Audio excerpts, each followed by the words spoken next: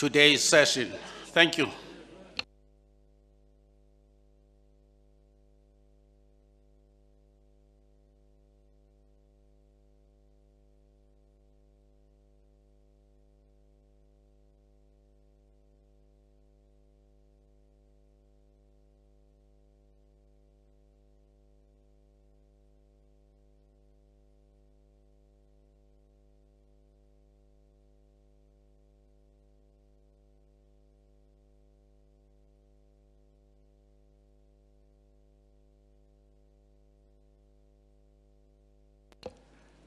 I've been informed that there will be no load shedding during the course of the day today, and that it will only kick in at 10 p.m. So we must endeavor to conclude the interviews before 10 at the latest.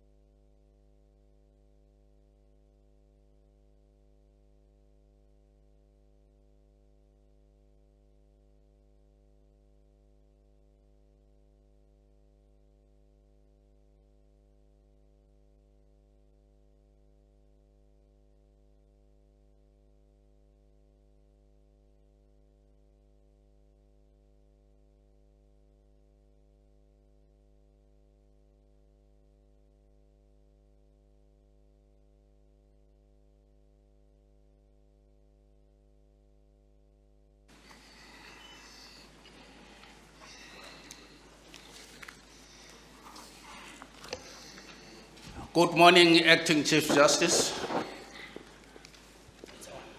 Is it on? Oh. Yes, it's on already, Acting Chief Justice. Good morning, Chairperson. Good morning, Honorable Commissioners.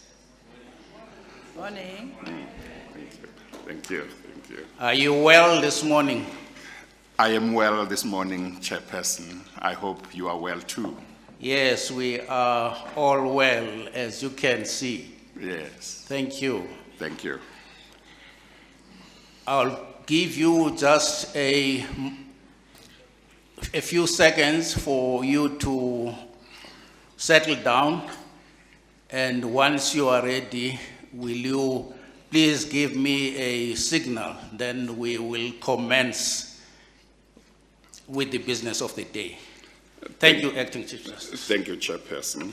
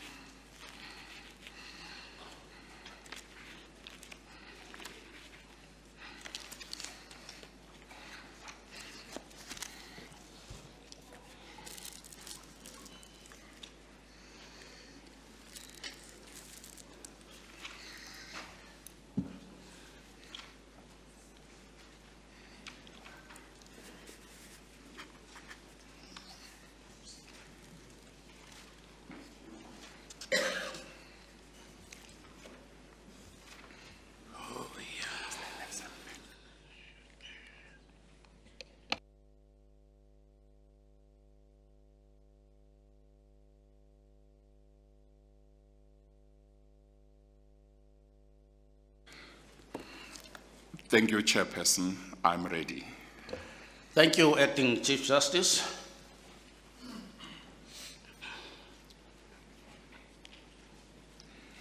Just for the record, I ask you to look around and confirm if you know each and every one of the commissioners sitting around this table.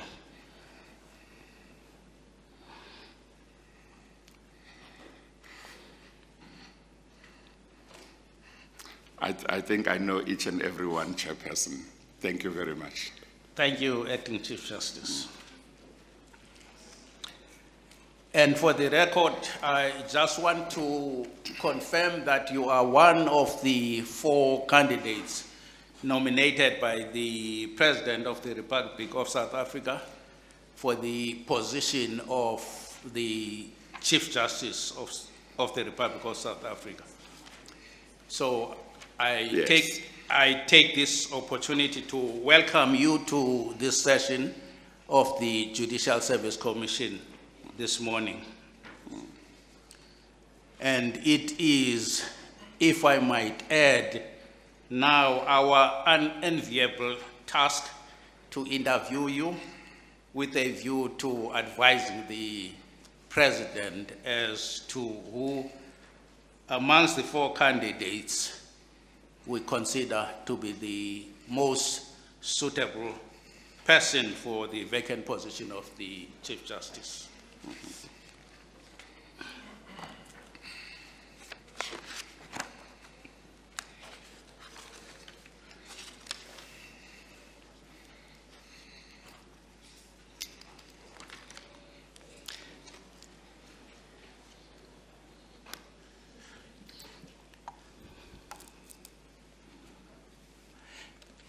Acting Chief Justice, you were born in 1960 and you are 61 years old and will be 62 in a month's time. In May. In May. Thank you.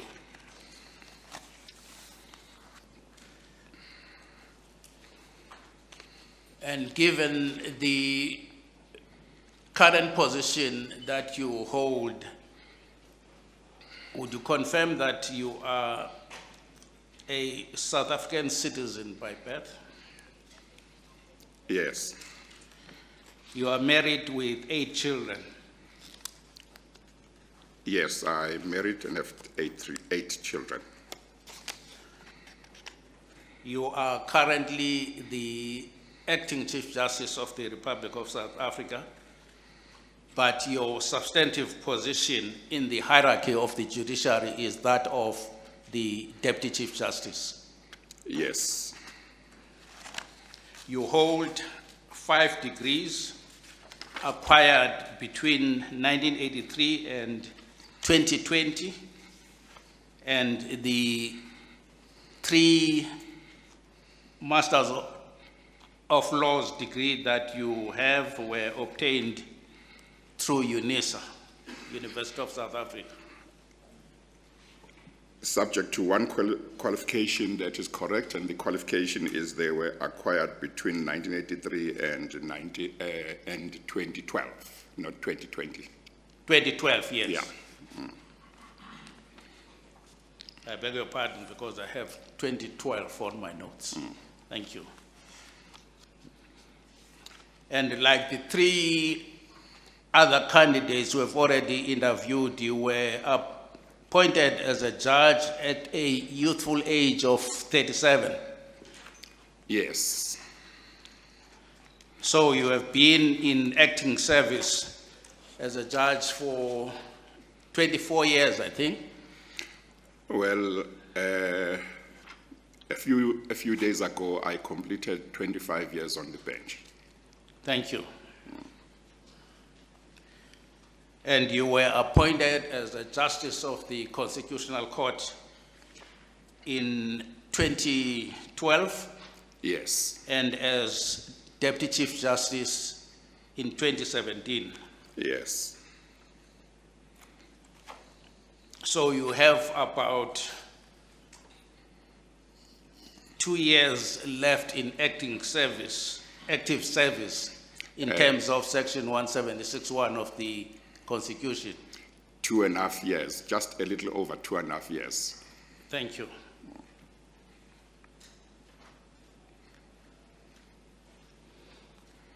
So we can just say you are left with some 2.5 years before Before the end of my term of office as Justice of the Constitutional Court. Thank Yeah. you. According to the bundle of your documents, you have a few publications in the field of law. Is that correct? I have some articles that I have published and some chapters in some books. Yeah. Thank you. And have you received any awards from lawyers' organizations or other bodies, both here and abroad? No, If at all? I've not received any awards from any organization abroad. I have received an award from an organization of legal lawyers in KwaZulu-Natal a few years ago. They awarded that award to me on the basis that they thought I have made a significant contribution in human rights. Thank you, Acting Chief Justice.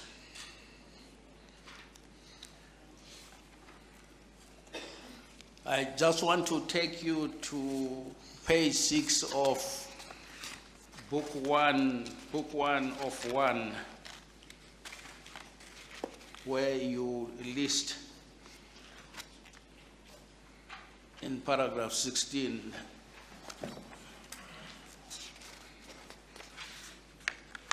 judgments that you regard as being the most significant.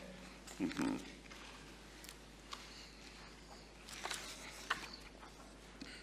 And some of them were judgments that you wrote quite early in your judicial career.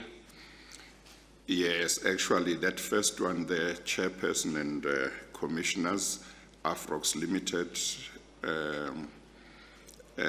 was the first judgment ever that I wrote. I wrote it as an acting judge. It was the first judgment that I ever wrote. And before then, you enjoyed the privilege of criticizing the judgments of those who were members of the bench in the course of your representation of your clients. Yes, well, when you represent clients, you have to deal with certain judgments, and sometimes you have got to make submissions that they were wrongly decided. So it's part of one's job as a lawyer. Yes, indeed. Have the principles that you propounded in the many judgments that you wrote stood the test of time, as it were, as far as you know? Well, to a very large extent, I think they have. Talking about that first one, Afrox, that you see there, it was handed down in '97. I was an acting judge of the Labor Court. As I said, it was my first judgment. But a few years later, it was upheld by the Labor Appeal Court. Many of the judgments that I have written have stood the test of time. Well, others, of course, were not taken on appeal, and therefore we don't know whether if they were taken on appeal, they would have been able to withstand the scrutiny of an appellate court. But you have Ndima there at page 7. Well, it's typed page 7, but paginated page 8. Yes. That is a case which I also wrote as a judge of the Labor Court, which had a very meaningful impact on the lives of workers in this country, because in dealing with the matter that I dealt with there, I came to recognize that there was a problem in the Insolvency Act, in that when a company got liquidated, when a provisional liquidation order was granted, the law was that the contracts of employment of all workers would automatically come to an end, just like that. Yeah. But the problem was that that would be a provisional order of liquidation. And if later on the final order of liquidation was not granted and the company survived, those workers would no longer be there and the company would be able to take whoever else they wanted. And I made a recommendation in that judgment that Parliament should consider amending the law to make sure that when a provisional liquidation order is granted, the contracts of employment of workers do not come to an end, do not terminate, but they are provisionally suspended pending the outcome of the liquidation proceedings. And if the company survived, then they would continue. And subsequently, a few years later, an amendment was made in the law, and that recommendation was accepted. And as far as I know, that is still the position now, that when a provisional liquidation order is granted, the contracts of workers do not immediately come to an end as it used to be before this judgment of Ndima, or before the amendment to the legislation that I have read in books was inspired by this judgment. So there is that protection which now exists. And then we also have the next judgment there is Modise and others versus Steve Spar, Blackheath. That was also a very important judgment, which I wrote as, I think I was acting judge president of the Labor Appeal Court at the time in either 1999 or 2000. I think it was 1999. And there had been a lot of uncertainty in the law about whether workers who go on illegal strikes are entitled to be heard before they can be dismissed by their employer. There had been different judgments in the old industrial court and in the old labor appeal court, and I think, in the old appellate division. And I took the opportunity to investigate this issue quite extensively. I considered judgments that stretched over, I think, over 10 years in the different courts to see what they had said, as well as academic articles on the subject. And I came to the conclusion that the correct position was that the fact that the workers may have been involved in an illegal strike is not something that disentitled them to the basic right to be heard before they could be dismissed. After I'd handed down that judgment, there was quite some noise in the media from employers, but that judgment has stood the test of time as far as I remember. I may be mistaken, but I think the Supreme Court of Appeal subsequently approved it. That's my recollection. But as I understand it, that remains the law, that workers are entitled to be heard, even if the employer may think that their strike is illegal. I don't know. Acting Chief Justice, I do not expect you to run through all of the Yes, judgments. yes. You could wait and see whether any of the members of the commission would have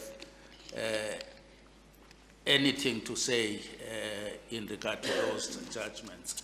Yes. But I want to take you back to Ndima and others just for a moment, Yes. because there is a critical observation that I want to make, Yes. and I would like you to,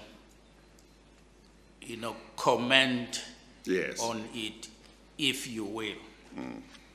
And the point which I want to make is that sometimes justice and equity on the one hand and the letter of the law on the other may collide instead of being aligned. And on occasions, as you did in Ndima, judges are constrained to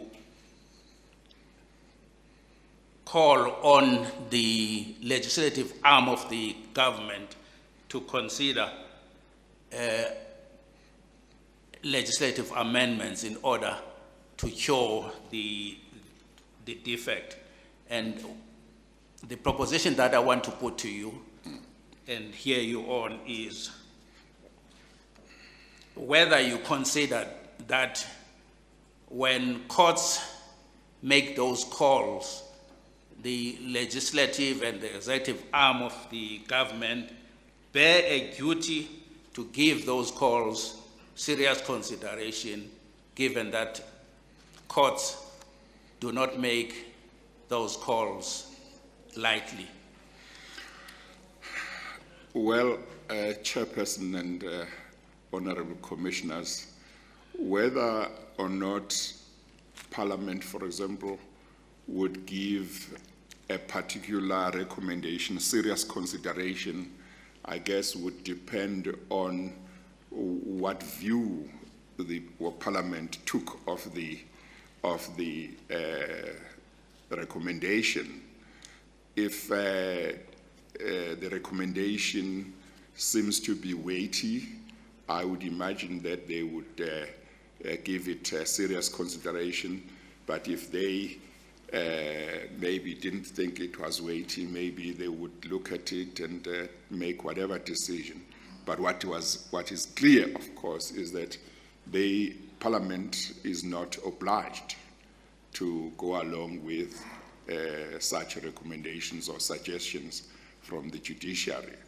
It is up to them. If they think that the suggestion is a helpful one that can solve a particular problem, they could go along. If they think there is another solution, they are free to look at another solution. If they think this solution just shows that this judge doesn't know how these things work, they would reject it. Of course, I accept that, Acting Chief Justice. The proposition I was putting to you is that at least they must consider. Yes. They shouldn't just, Yes. brush it aside. Yeah, no. I think it was the seriously part that I was dealing with, but I would imagine that they should consider, and what they make of it is their judgment call. Yes, Yes, yeah. indeed. No one can quarrel with that proposition. Then I want to take you to... Well, maybe, Chairperson, if you would allow me, I know you said we are not going to go through all of them, but may I, with your permission, just refer to the Nehau judgment, which is next in the list? Would you permit me to do that? That would be on what page? On page 9, typed 9,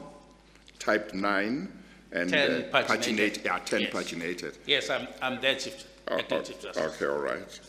That case is also important, Nehau versus University of Cape Town. That is a case in which I sat while I was acting, I think I was still acting judge president had not been appointed as judge president as yet of the Labour Appeal Court. Oh no, I must have been judge president because it's 2002.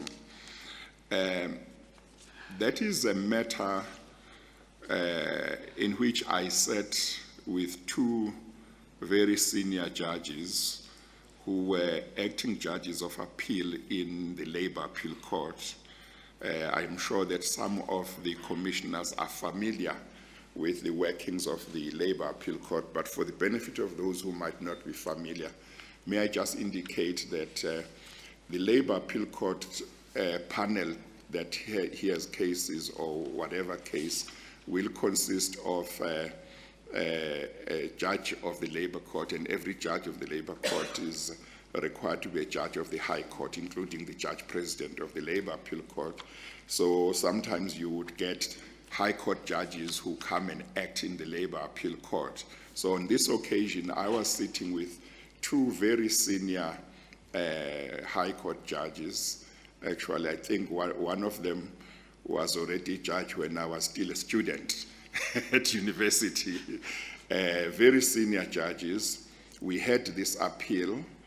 It concerned a legal question whether when an employer transfers its business to another one, when there is a sale of business or when there is there is a sale of business, whether the contracts of employment of the workers go over to the next employer, to the transferee, without there being a need for an agreement between the first employer and the employees, and whether the first employer and the transferee employer can agree to say, your workers won't come to me, I will have my own workers.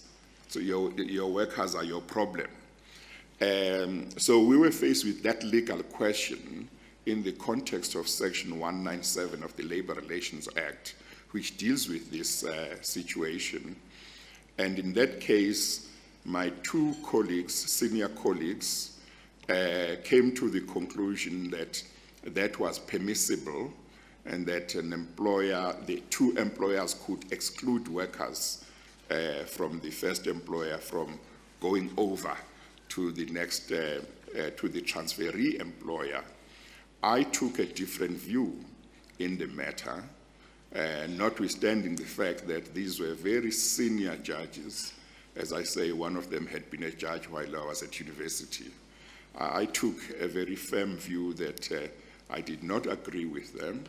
I wrote my judgment and came to the conclusion that in such a case, the workers of the first employer are entitled to be transferred to the transferee employer.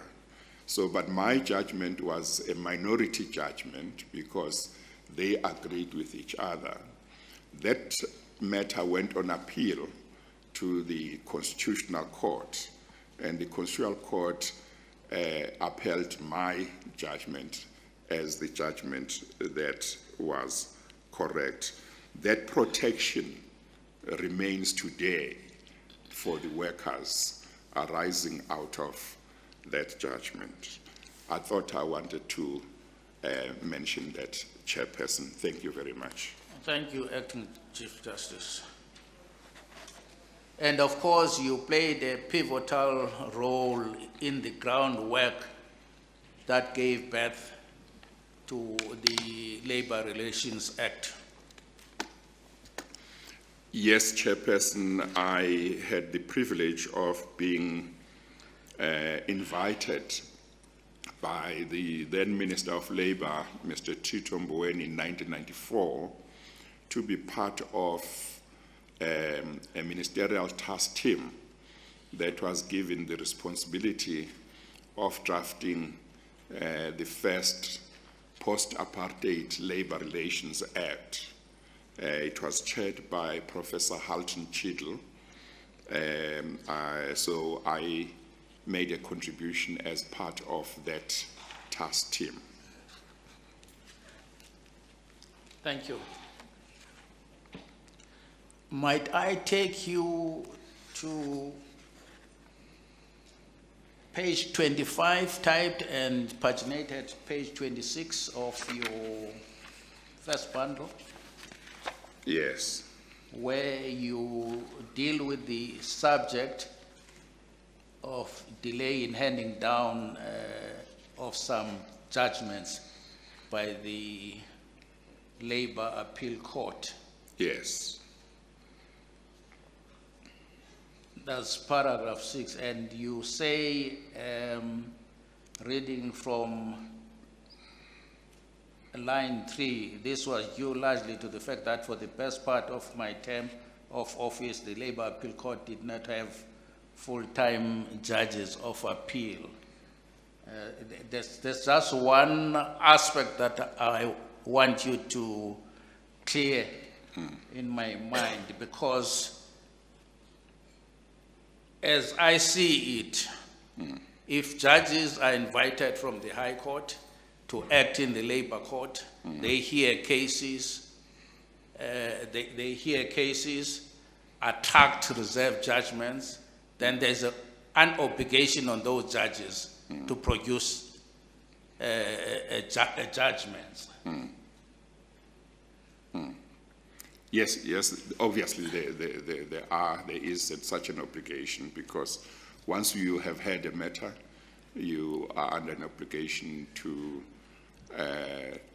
do everything you can to deliver judgment as soon as possible without undue delay. And the fact that they were at the Labor Appeal Court as acting judges of appeal is neither here nor there. Yes, no, it's The not. point of the matter is that they had cases, attracted judgments, and as you put it, were under an obligation to produce those judgments without undue delay. Yes, no, that is true, but I do want to make it quite clear that overall, the judges which came from the High Court did the best they could. I had my own delays in my own judgments too. They did the best they could. Sometimes there were delays, sometimes there weren't. There were many matters where judgments were handed down within an acceptable time. But of course, the Labor Appeal Court was really in a difficult position at the time, and the Labor Court. Just to give you a background, when I was brought in as acting judge president at the beginning of August 1999, what had happened was that the Labor Appeal Court had almost collapsed, because at the beginning of that year, the judge president of the Labor Appeal Court and Labor Court of the time, Judge President Myberg, resigned, and his deputy was Justice Froneman. Justice Froneman was deputy judge president, and there was also just Judge, I think, Kron, Judge Nicholson. I'm not sure if I'm forgetting one, but there was also Judge Ngobo. Judge Ngobo was appointed acting judge president. Justice Froneman went on long leave, and the understanding was that he was not going to come back to the Labor Appeal Court. He would go back to the High Court. So you had the judge president gone, you had the deputy judge president gone.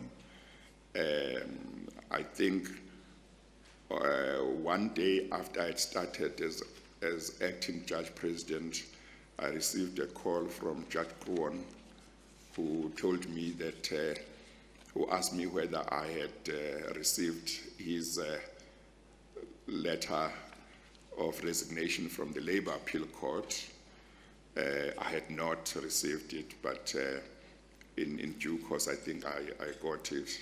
So you had a number of judges who left, and then Judge Ngobo himself was appointed to the Constitutional Court in, I think, June of that year. So the only permanent judge that was remaining, if I recall correctly, was Judge Nicholson. And that meant you could not have a quorum, because the quorum had to be 3 judges. You had to have acting judges. So if he said he would need to have acting judges, the acting judges would be in the majority. But as it turned out, Judge Mogoeng was going to act during the first term that I became acting judge president. And I think that in the first term or 2 of my service as acting judge president, I sat with, Judge Conradi also was around, he did not leave. So I sat with Judge Nicholson and Judge Conradi and Judge Mogoeng. So the court was almost collapsing, and it had to be rebuilt. And that took some time. There were some challenges in the labor court as well. But of course, this is a subject that has been placed before this commission in previous years as well. But that is what happened. Thank you, Acting Chief Justice. And I take you next to Annexure RZ1 to your questionnaire, which amongst other things contains a long list of judgments that you wrote, both in the Labor Court, Labor Appeal Court, and the Constitutional Court.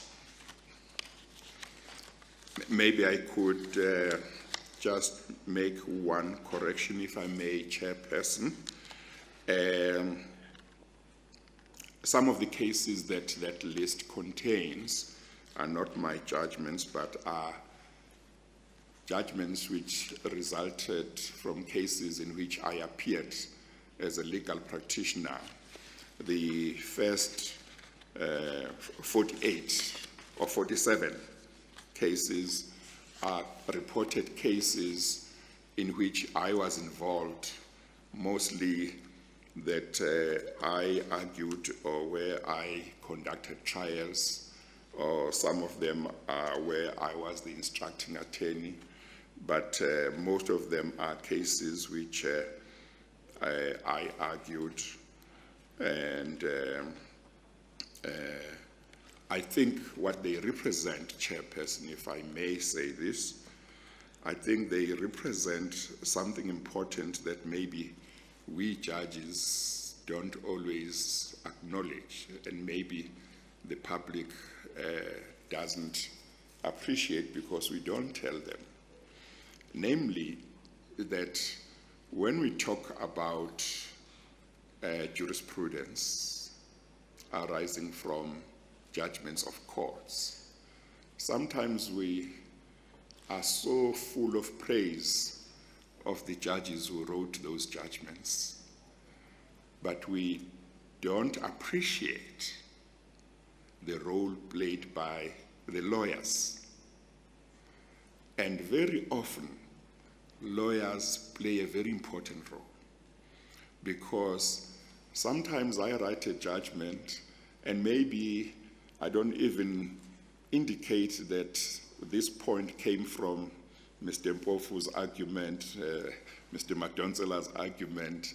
I just write and say there are these points, And then people read, they think it's all my brilliance, you know. But as a lawyer, when a client comes to you, you may be the first one who picks the point. And you have to make a judgment call whether this point is good enough. And sometimes you have doubts, and you talk to your colleagues, you say, what do you think? And ultimately you put it in the papers or in your written submissions, and ultimately that's the point on which you win the case. So I think that the role played by lawyers in our jurisprudence does need to be acknowledged, because very often they do the spade work and they come up with points which ultimately judges accept. So when I put them here, I'm not saying that all the points on which those cases won were from me, but I'm saying that those cases do represent part of the contribution that I believe I made even before I became a judge in the development of our law and in our jurisprudence. I say it reflects in part my contribution. Yes. No, I was quite aware of that, Acting Chief Justice. That's why I said that list contains, amongst other things. No, thank you. And I take your point that, you know, sometimes legal representatives can make the task of a judge very easy. And perhaps nowadays we are not as charitable to counsel as used to be the case, where judges would say, counsel for this party in an able argument contended this and this and that, but that's all by the way.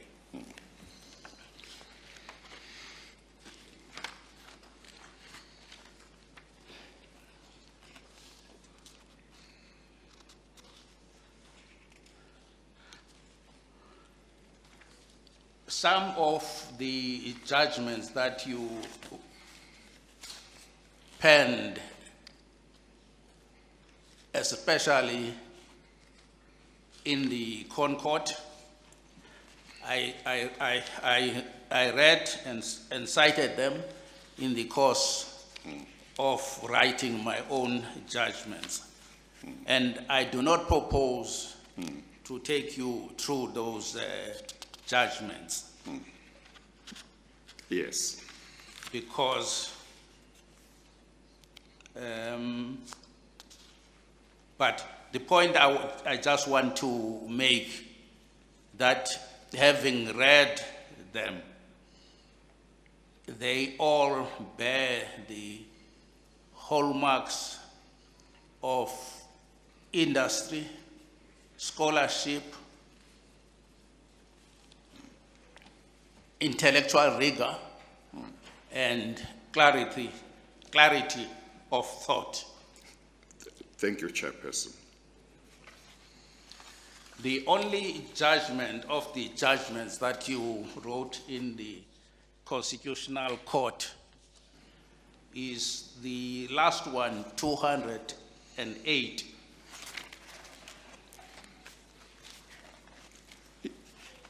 The Yes. judgment of the Minister of Justice and Constitutional Development and others versus Prince.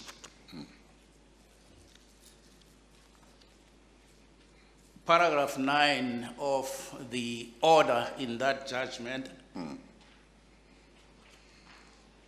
allowed the use or possession of cannabis in private by an adult person, or cultivation of cannabis in a private place. And the observation that I want to make to you is that that judgment liberated a significant section of the South African population from all walks of life. Well, if I may... And you might recall that when it was handed down, there was whistling, ululation, shouting, that greeted this judgment as you read out the order in court. And as we adjourned, the precincts of the court was engulfed in gray smoke.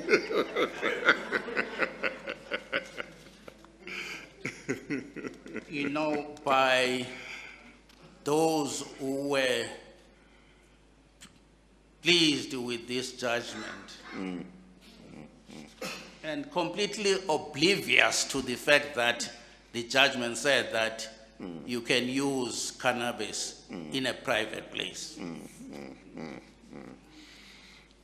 Well, Chairperson, I just want to say there were others who were not so happy about it, who thought that this judgment was allowing something that should not be allowed, and so there were two sides. But yes. I just mentioned, yeah. Perhaps whilst you are on that, because I heard some of the commentary relating to that judgment, people criticizing it, some of them not having taken the trouble to read the judgment. Do you want to say something about people criticizing judgments of the court without having read them and applied their minds? Because some interpreted that judgment to mean that I can walk out down the road here with a zol of cannabis. Yeah. Thank you, Chairperson. I would simply say that it's a good policy to read a judgment before you can criticize, so that your criticism is informed criticism. But sometimes people do criticize without reading it, and we accept, we leave it at that. Thank you, Acting Chief Justice.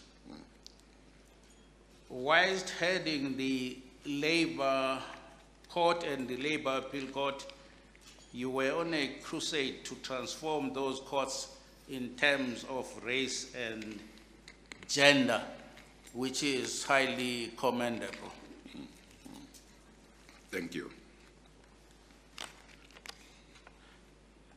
I want to take you to a different topic altogether now, which is Section 174(2) of the Constitution.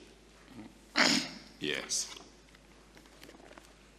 Which reads that the need for the judiciary to reflect broadly the racial and gender composition of South Africa must be considered when judicial officers are appointed. I'm raising this with you in the context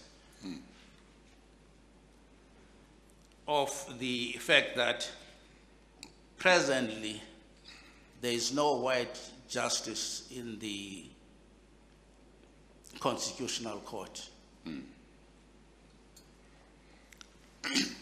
Do you perhaps wish to comment on that?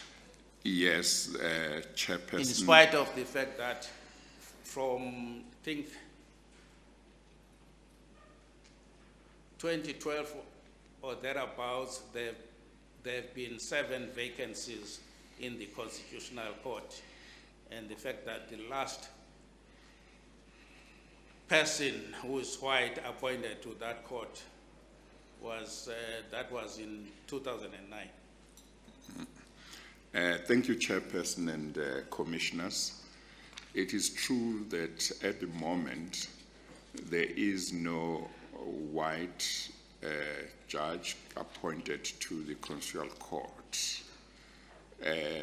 As the members of this commission would know, there are 2 vacancies that have been advertised, in respect of which interviews will be held in April.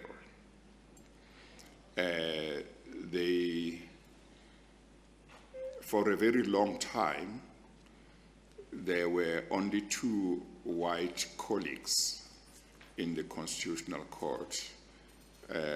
Well, no, I'm sorry, I think that's not really correct. For a long time, there were 3, I think. It was, they were Justice Johan van der Westhuizen, Justice Froneman, and Justice Cameron. They all left. They left at different times, and I think Justice Cameron and Justice Froneman followed each other. I think one left in 1 year and the other one left in the following year, if I'm not mistaken.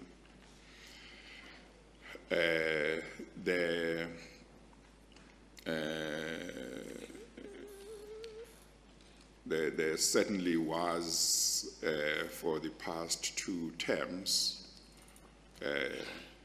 a white acting colleague in the Constitutional Court. And at the current moment, there is one acting judge in the Constitutional Court.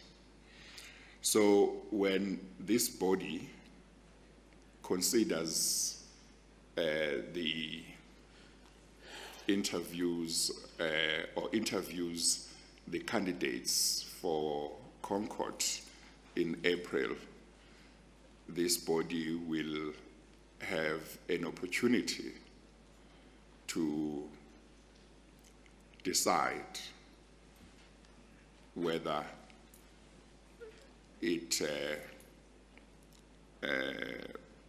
places before the president for his decision some white candidates to enable him to appoint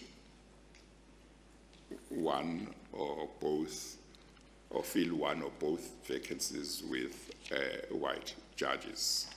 So, but that is a constitutional imperative that this body is enjoined to consider each time it considers these matters, and I have no doubt that it will consider it and make its judgment call.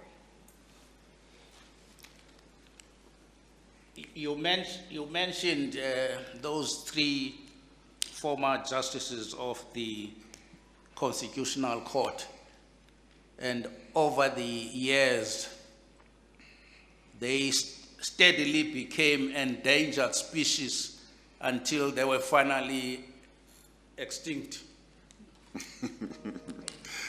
Well, I don't know whether extinct is the correct word, Chairperson, but you will be aware, Chairperson, and members of this commission will also be aware that it has taken some time to fill the positions in the Constitutional Court that were filled recently, the 2 positions that were filled recently, and in part that was due to the lockdown that happened in 2020, which resulted in this body not being able to sit and interview candidates.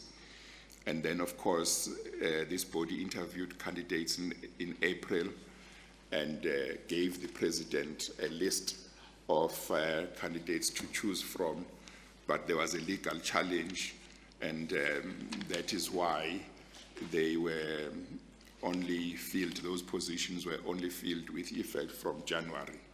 And in the meantime, 2 further vacancies had arisen, and actually 3 that is now, if you count the one for Chief Justice.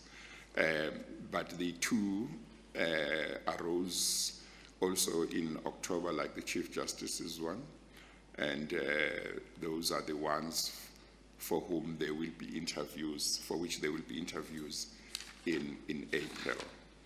So this body will take all of those considerations into account. Thank you, Acting Chief Justice. Then,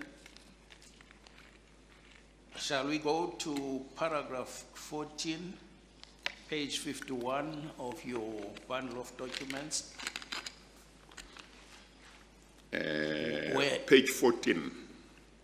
No, paragraph 14, page 51. Oh, Of okay. paginated page 51. Okay.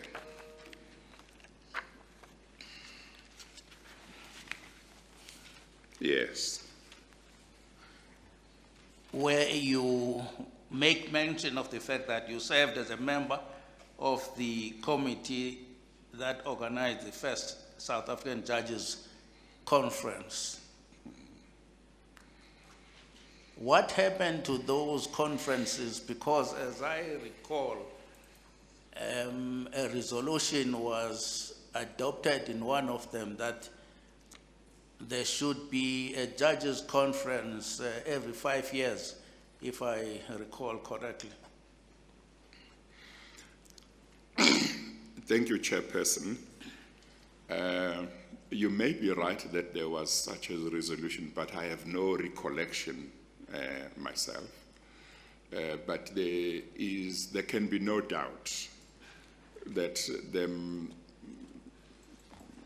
must be certain intervals within which judges could have conferences and discuss matters that they need to discuss. There was, a few years ago, a suggestion that there should be another judges' conference, but it did not happen. And the reason why it did not happen, as far as I recall, is that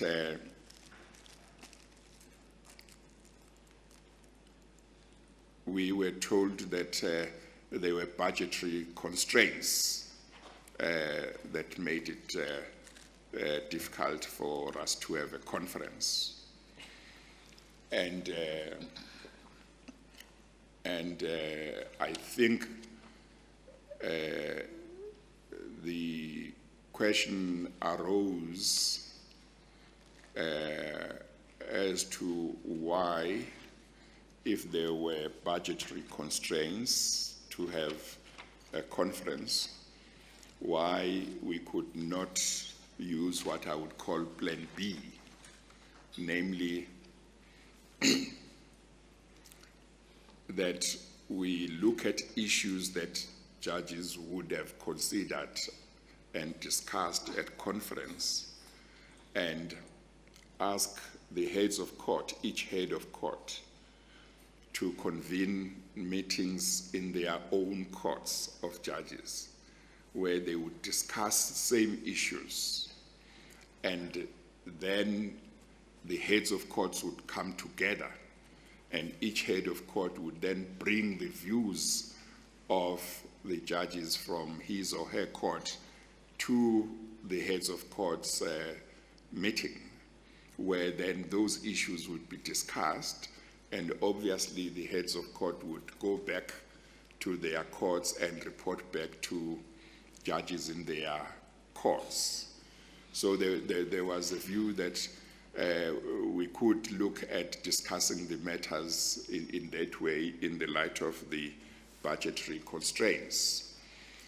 But if I recall also, at some stage, and I can't remember at what stage, but there was also an issue which I think the Chief Justice raised to say, let us see what the issues are that must be discussed, because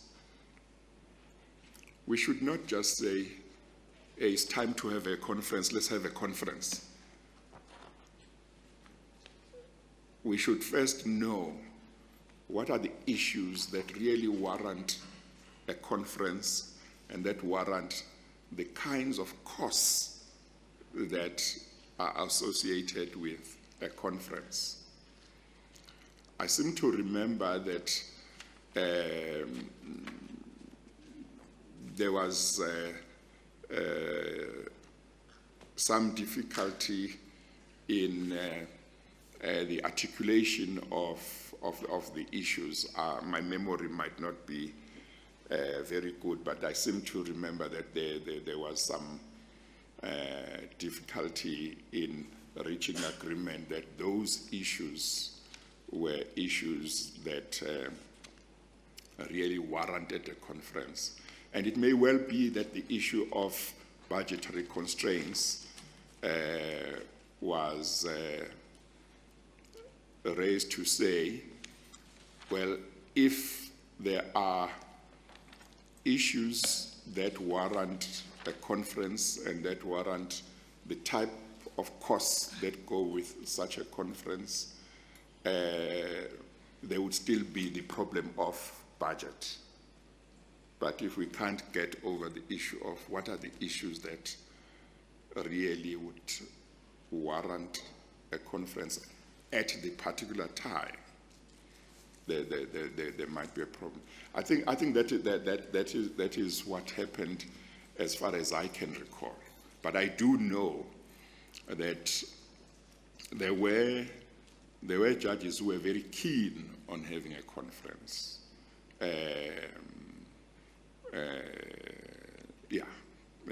But I think that is what happened.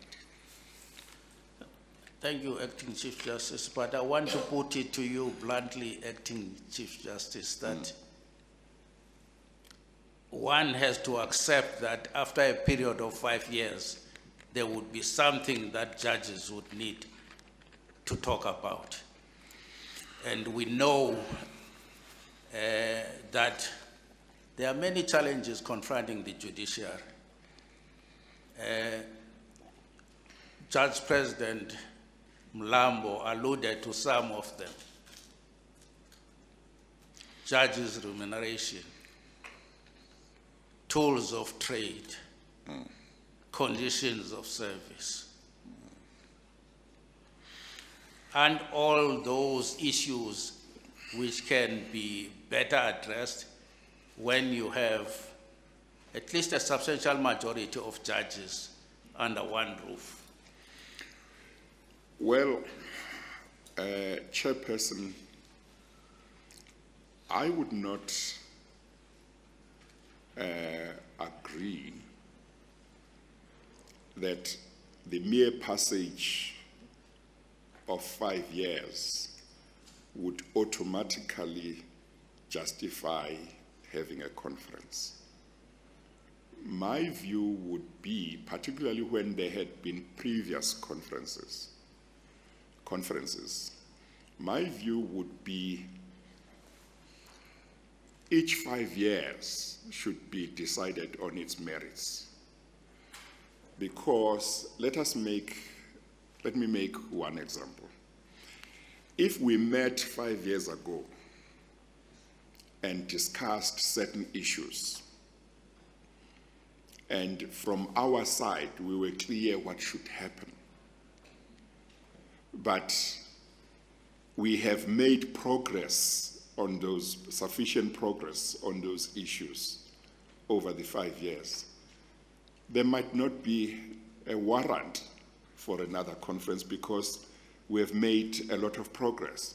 Of course, there may be some issues that might have cropped up after that conference, but whether or not they would warrant a conference would depend on a number of things. But you may have a situation where you have not made progress since the last conference. And then in that event, I think you would have to reflect on why you have not made progress. Because in the context of the judiciary, for example, we know that we don't have the resources ourselves. we have to depend on the executive. It may well be that on certain issues, we know that the executive will not move, no matter how many conferences we hold, because of the discussions that have been held. So I would simply say, in certain cases, yes, it would be warranted to have a conference at the end of 5 years, but my view would be that it would depend upon a consideration of what issues had been discussed before, what progress has been made during the 5 years, and what remains to be done. Thank you, Acting Chief Justice. Perhaps it would be best to leave it at that and deal with it on another day in another forum. Acting Chief Justice, we have now reached a stage where I must afford you half an hour to tell the Commission and the nation at large how you see the role of the Chief Justice in a constitutional democracy, and also share with the members of the Commission your vision of a functional, efficient, accountable, and independent judiciary in our country. Thank you very much, Chairperson and Commissioners, for affording me this opportunity. I consider it an honor and a privilege to appear before you as a nominee for the position of Chief Justice. I consider it an honor and a privilege that the President decided to include me among the names of people that he nominated for consideration for this position. I do not come here thinking that I am entitled to any position. I am not entitled to any position. The President has the prerogative to appoint who he decides to appoint. It is not my attitude that because I'm Deputy Chief Justice, I'm Acting Chief Justice, I'm automatically entitled to be appointed as Chief Justice. It is not my attitude either that because I'm Acting Chief Justice, I'm Deputy Chief Justice, I am better than the other candidates. I see myself in the same way as the other candidates, for whom I have a lot of respect, each and every one of them. And I have a personal relationship with all of them. They are very good judges. I have a lot of respect for them. I come here, Chairperson and members of the Commission, because the head of state considered that I should be considered for this position. I make myself available because it seems that he would like to have a choice when he decides who to appoint as a Chief Justice. And I am here to allow you to ask me questions, and I will answer them to the best of my ability.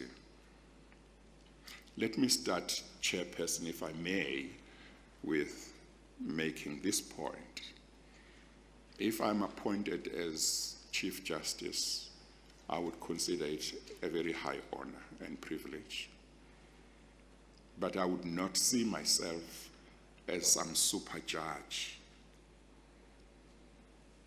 I would see myself, as I do now, as simply a servant to the people of South Africa. I remain grateful that this body in 2017 interviewed me and came to the conclusion that I was suitable for appointment as Deputy Chief Justice of the country. I'm privileged that I was given that opportunity. I have tried to discharge my obligations and my duties as Deputy Chief Justice to the best of my ability. That doesn't mean that I might not have made mistakes. I'm human. I may have made some mistakes, but I certainly have tried my best to discharge those obligations as Deputy Chief Justice, arising out of a determination that was made by this body that I was suitable for such high office, the high office of Deputy Chief Justice. But high as the office is, I've always seen myself simply as a judge, a servant to the people of South Africa. I think that a Chief Justice in a country such as ours should be somebody of integrity, should be somebody who can provide intellectual leadership in the Constitutional Court, in the Judiciary. I think it must be somebody who has a demonstrable track record as a judge, and I think that it should be somebody who is able to work with people and who is able to appreciate the contribution of other leaders within the judiciary, such as other heads of court. I believe that that a Chief Justice must make a contribution to the development of jurisprudence of our country. Of course, a Chief Justice would also be like an ambassador of the judiciary in other countries. He attends or she attends meetings of other legal and judicial bodies in Africa and in the world representing South Africa. I believe that a Chief Justice must be somebody who is humble, must be somebody who appreciates that he's not Chief Justice because he is necessarily the most brilliant of the judges, but it must be somebody who appreciates everyone's contribution and tries to work with everybody. And in the context of South Africa, that is very important because the forum of the heads of court is a very important forum. And as you know, it consists of judges president of the various divisions of the High Court, judges president of specialist courts, and the president of the Supreme Court of Appeal. They provide collective leadership of the judiciary in South Africa.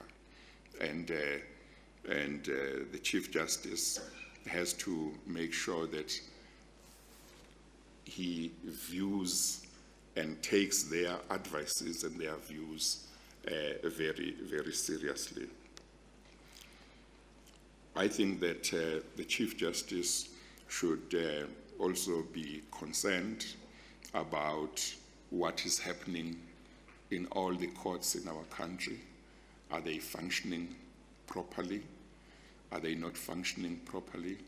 If they are not functioning properly, what are the problems that need to be solved? If the President were to confer upon me the honor of appointing me as Chief Justice, one of the issues that I would wish to deal with quite early in my term is to try and complete the institutional model for the institutional model for the administration of the courts that has been dealt with in a proposal that was made a number of years ago to the executive. You will all recall that when we talk about the independence of the judiciary, we talk about the personal independence and we talk about the institutional independence. Many years ago, the question arose, what kind of model of institutional independence do we want as the judiciary of South Africa? And in 2010, I think it was, the then Chief Justice Zondo, appointed a team or committee that conducted research, which was completed in 2011. And in that research, the proposal that was made was for the establishment of the Office of the Chief Justice. And the proposal was that there would be 3 phases that would lead to the institutional independence that we, the judiciary of South Africa, want. Phase 1 was to appoint or establish the Office of the Chief Justice as a national department. Phase 2 was to establish the Office of the Chief Justice as an entity similar to the Office of the Auditor General in our country. And the third phase was to establish a judicial council, which would require legislation.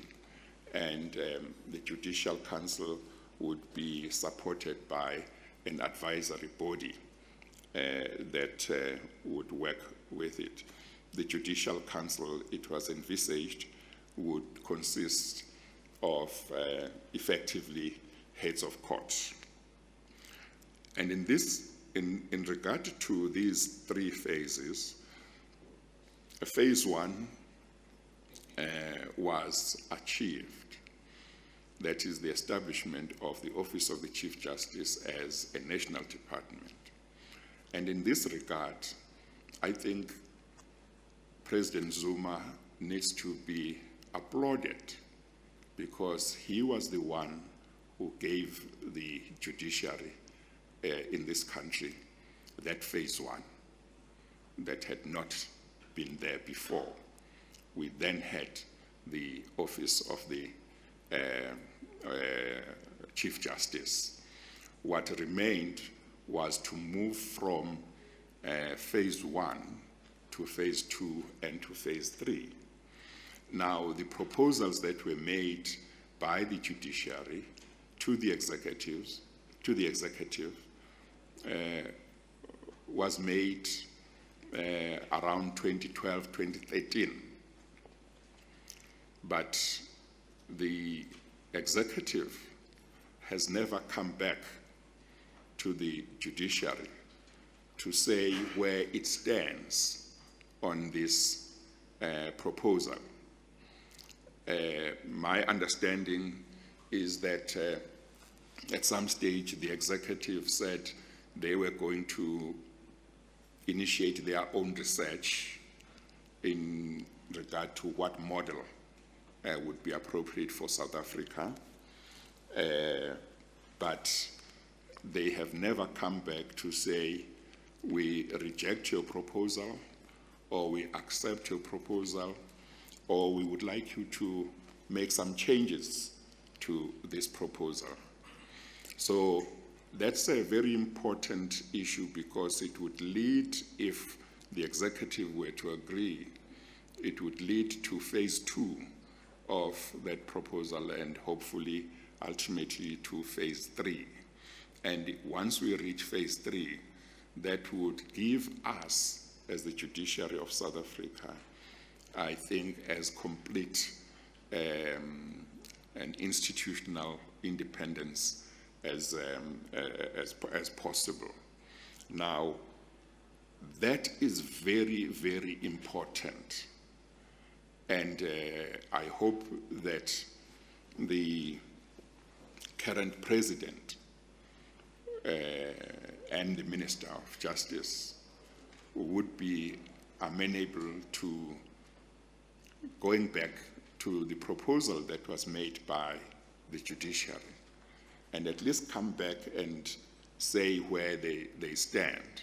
So one of my priorities would be to initiate discussions with the executive on this issue so that, if at all possible, it could be taken forward.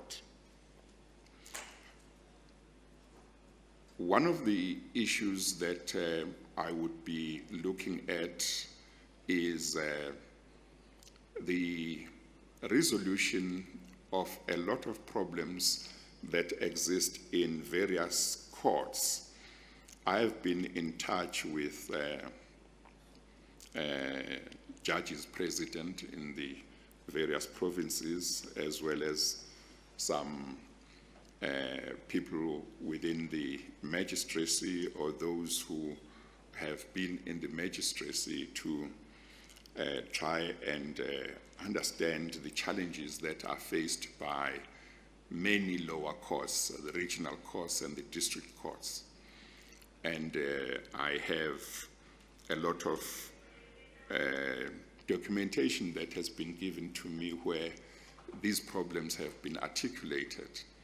And a lot of the problems relate to the conditions of the buildings, the buildings that are not maintained properly, air conditioners that are not working, sometimes lifts that are not working, recording machines that are not working for months. Throughout a number of provinces, the problem seem to be very much the same. But there are very many regional courts and district courts which have got those problems, and there are, of course, some high courts which have got a lot of those problems. The High Court in Thohoyandou, I understand, is not really in a good condition. The judge president of the Limpopo division of the High Court shared with me a letter that he wrote to the office of the Chief Justice with a view to it being passed on to the portfolio committee of the Department of Justice and Correctional Services, because the portfolio committee had planned to pay a visit to Limpopo and see for itself what was happening, but apparently they had to change their arrangements. And he was lamenting the fact that they were not able to get there, because he wanted them to see for themselves the conditions of the courts that Limpopo has. I have been told of some magistrates' courts, and I've been told there are many, where there is no parking within the court and magistrates have to park in the streets. And so the example was made to me of a magistrate who comes out of court after sitting in a case involving an accused, and they go and to the street where they are parked, and the magistrate has to compete for a parking space with an accused. So I've been told that those are problems that have been raised before a lot, but they have not received attention. So there are many of those problems. I'm aware of them, and if I was appointed as Chief Justice, together with the judges president, I would want to see why those problems take long to resolve. I've been told that In some cases, the problem is with the Department of Public Works, but some of the things would not fall under the Department of Public Works. Those things would need to be looked at because they also affect access to justice, particularly when you start talking about recording machines that are not working and cases can't continue because the machines are not working. But I want also to say, Chairperson and honorable members of the Commission, if I'm appointed as Chief Justice, I would not be wanting to start everything all over. Firstly, because I have been part of the leadership of the judiciary. There are measures that have been put in place which I know enjoy the support of the heads of court and enjoy my support. The former Chief Justice, Justice Mogoeng, introduced structures that are aimed at enhancing the efficient operations of the courts. The heads of court embraced these ideas, and the result was that we have in every province committees that are called PEECs, Provincial Efficiency Enhancement Committees, whose main task is to identify anything that impacts negatively on the efficient working of the courts and address them. The stakeholders who form part of the PEECs will be the Judiciary, will be SAPS, will be Correctional Services, will be NPA, and so on. So that because all of these stakeholders have something to do with justice, the administration of justice, they will come together and see where the problems are that might impact negatively on the operation of the courts, whether we're talking about the lower courts or the high courts. I am told by the judges president of the various divisions that these PEECs are working very well, generally speaking. There may be some challenges here and there, but overall, they say they are working very well. And therefore, I would retain those structures. I would want to make a contribution for them to work even better. But those structures I would retain. And I was just concerned when I learned that the Department of Public Works, certainly in the Free State, doesn't come to those meetings. Maybe they came once or twice, from what I've been told, but they don't seem to be taking the PEEC in the Free State seriously. But it may be that in other provinces they are taking part. But a lot of the problems would require the Department of Public Works, and therefore it is important that the Public Works should take part. So I would also refer to the NEEC, that is the National Efficiency Enhancement Committee. It is also a structure that was introduced by the former Chief Justice. It meets at national level, and it looks at any issues that are escalated to it by the PEECs. But the real bodies that are close to the ground, close to the courts, are the PEECs. The NEEC has not met in a long time, I'm told partly because of lockdown, but I understand that part of the delay might have been that the PEECs had not escalated any serious issues.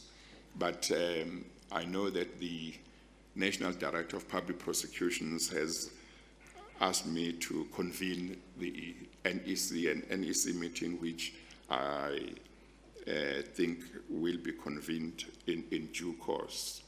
So I would go along with those structures because they are working. But let me talk about, if I may, Chairperson and Commissioners, about the Constitutional Court, because the Chief Justice is the head of the Judiciary and the head of the Constitutional Court. Excuse me.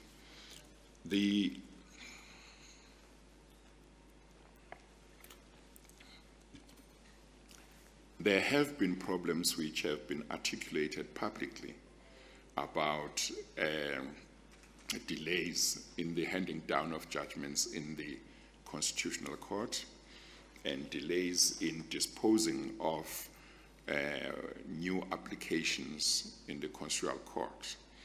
When I chaired this body in October, when we interviewed candidates, that issue was raised sharply with candidates, and members will recall that at the end of that session, I did say that I thought it was legitimate for people to raise those concerns, and I said that I would be looking into the matter so that we can deal with the issues. There have been delays. I think that one reason, the main reason I think for delays must be the expansion of the jurisdiction of the Concord.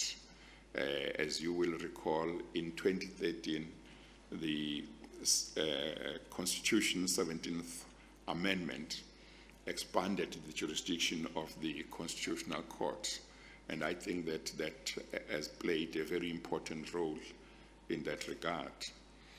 It may well be that another reason is that when one looks at our judgments in the Constitutional Court with regard to our jurisdiction, maybe they send different messages to the public as to what issues or what kinds of cases we have jurisdiction to entertain and what types of cases we don't take in.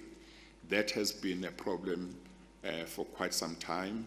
At some stages we think we have solved it, and then, but it continues. There have also been delays in disposing of new applications, and new applications are basically that when you want your case in the Constitutional to be decided to be heard by the Constitutional Court, you have to apply. You apply for leave to appeal, or you apply for direct access, and those are the applications I'm talking about. We discussed as colleagues these issues. And in regard to new applications, we agreed upon a new way of dealing with new applications. In the past, the arrangement would be that 2 colleagues would be on duty every week, a week. So two colleagues would be on duty per week, and then the following week is another set of 2. And they would deal with all new applications that came in during that week. So sometimes you would find that there are too many new applications that came during your week. And sometimes there are too few that came during somebody else's week. So the result would be that sometimes some colleagues would be overburdened with new applications where they must prepare memos, and others might not be so overburdened. What we have agreed upon is a system in terms of which new applications would effectively rotate. So as each application comes in, it goes to one judge, and he or she must deal with it.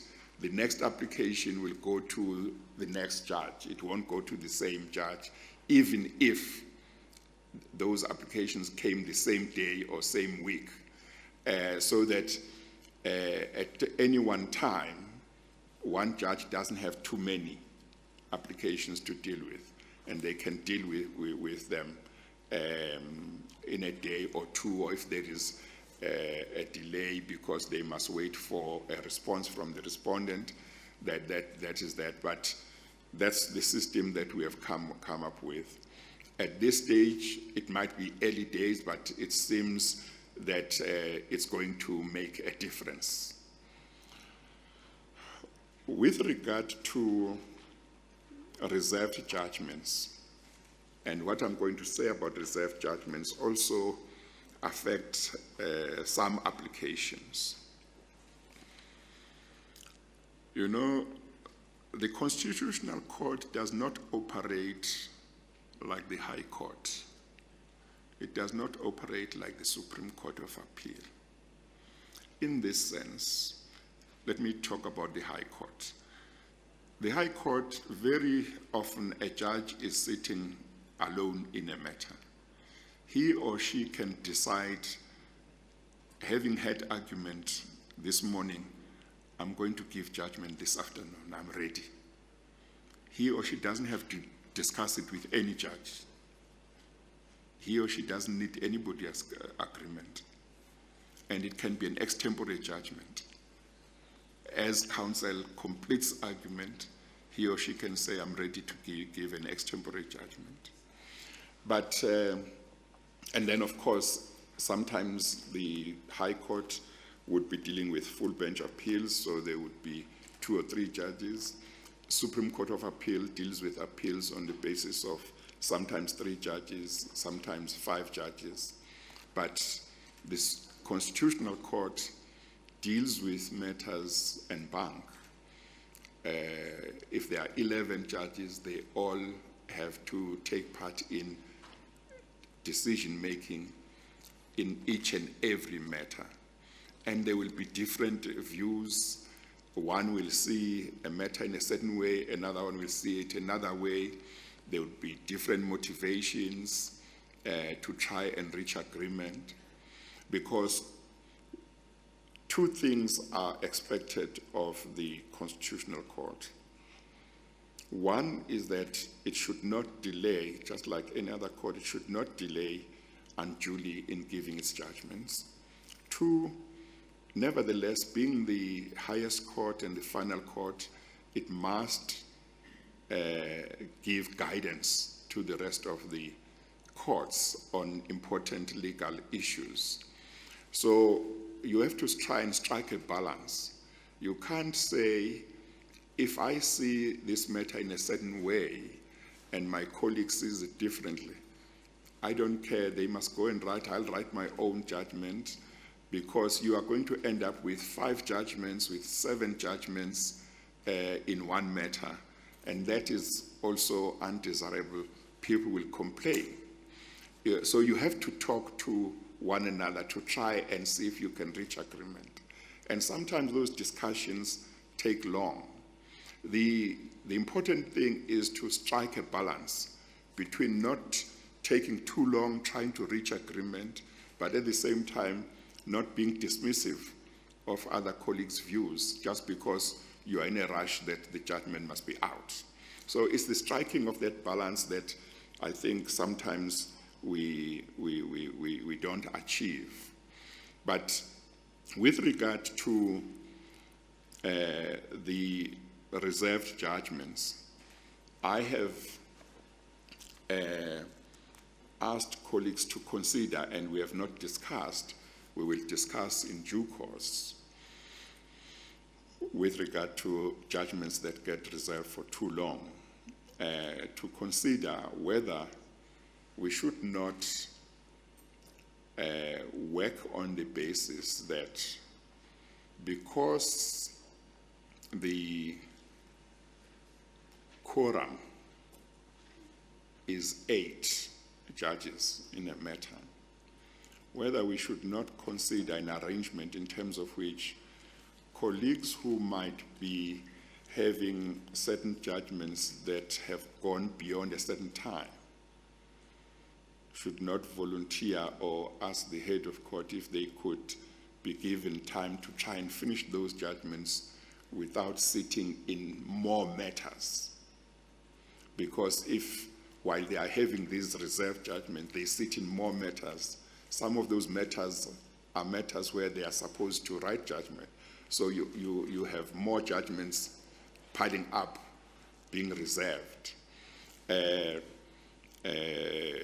Of course, you will all know that there is the idea that the constitutional court judges of the constitutional court should sit in all matters all together, unless somebody is not available.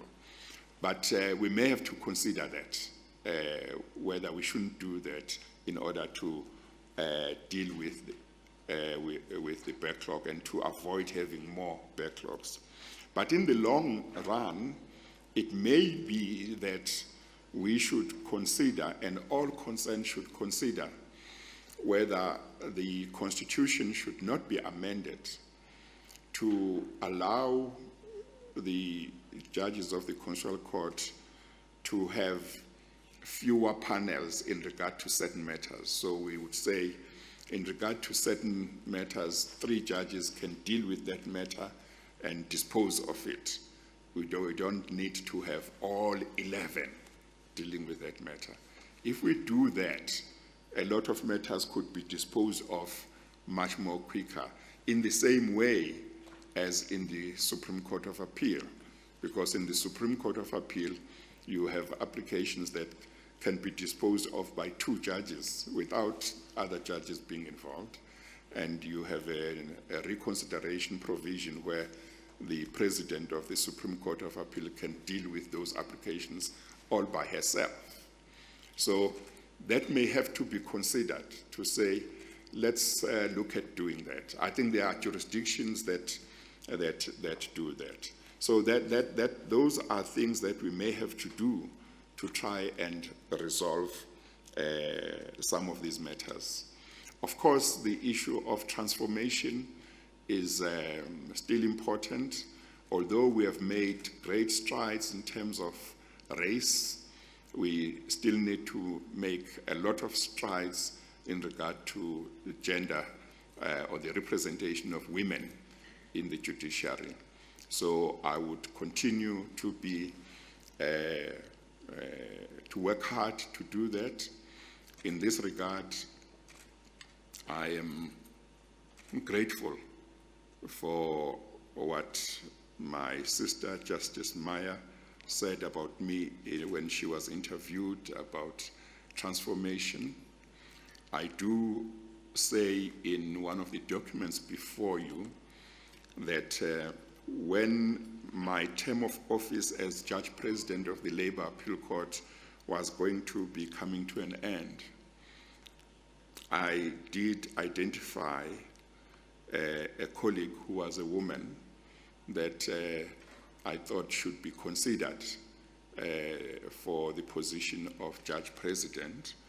I actually recommended that she be appointed as acting Deputy Judge President, and she was. That was Justice Rampebe. In the Labour Appeal Court, she was appointed acting Deputy Judge President at my instance. And we had discussions that she should consider making herself available. But what changed plans was that she was nominated for Constitutional Court, and she was appointed, and that is how that plan failed at that time. So I would still, want to make my contribution in that regard. But I also want to make my contribution in terms of transformation. In terms of black judges and women judges getting involved in branches of law that for a long time were the exclusive reserve of either male judges and male lawyers or white male judges and white male lawyers. As you may have seen, Chairperson and members of the Commission, one of my master's degrees is in patent law, and part of the reason why I did it was that I hoped to inspire younger lawyers to study those branches of law that have seemed to be the reserve of only certain races, because patent law is one of those branches of law that is dominated by white males. I didn't get a chance to practice patent law, but I did do a master's degree in it, and I hope that that would inspire younger lawyers to consider those branches of law.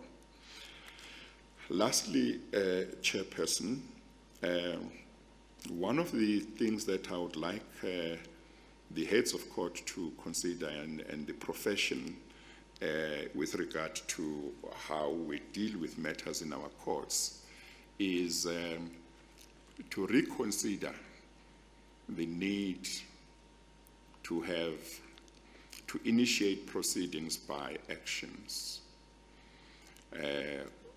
All those who are lawyers and practice, they will know that if you are dealing with applications tend to be dealt with quite expeditiously, but if you are talking about trials, they take a long time.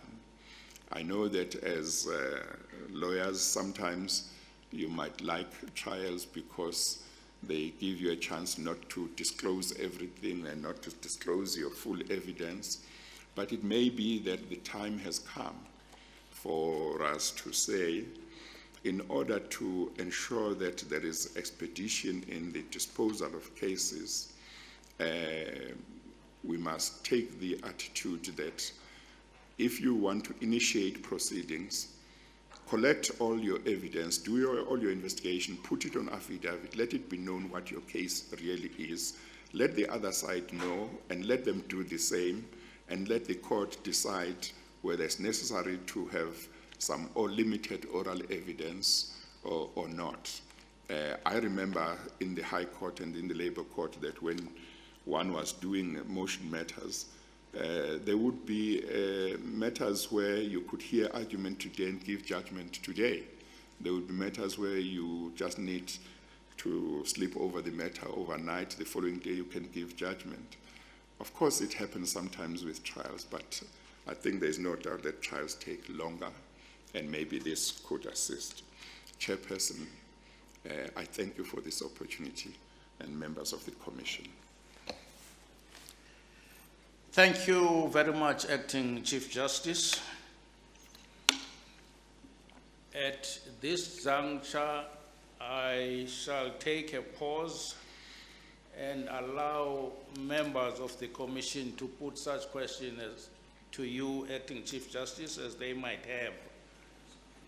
What I am going to do now, I'll request the members of the Commission, in keeping with the traditions of the Commission, to indicate to me if they wish to speak.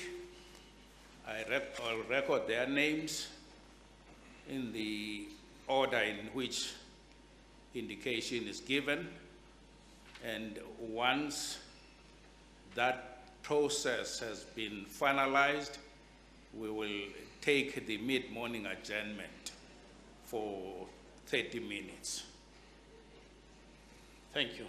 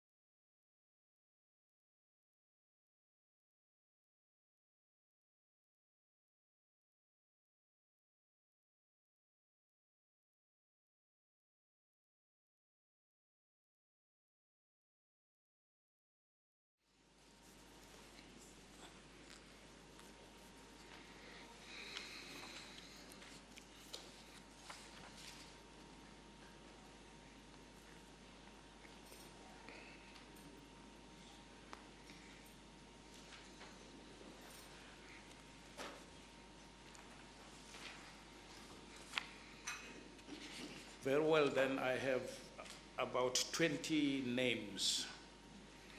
So there you have it, Acting Chief Justice. It's intimidating, Chairperson. I think it's better to sit where you are sitting, so October was better for me, not this time. You see, I can see Commissioner Mpofu is ready for me.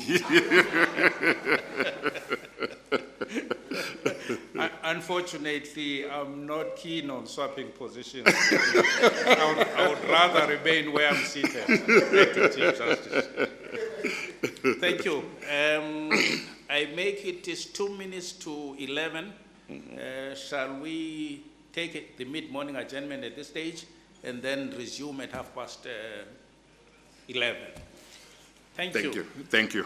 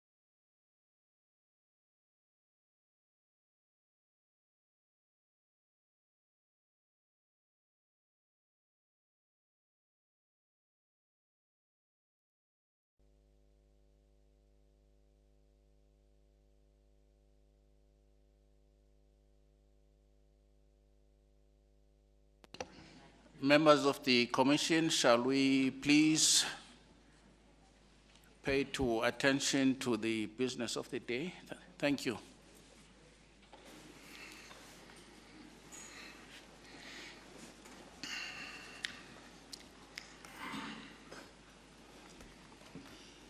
Welcome back, Acting Chief Justice. Thank you, Chairperson. Honorable Minister Lamula.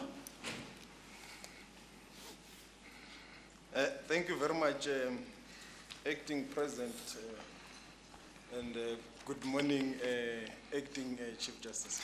Good morning, Minister. Thank you.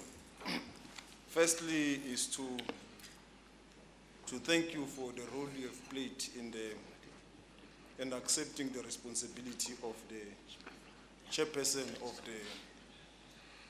what is commonly known as the Zondo Commission. I don't want to go into the lot of details. Thank you. You will have seen that South Africans appreciate the role that you have played with the memes that are going around. Some of them have given you very nice names. Well,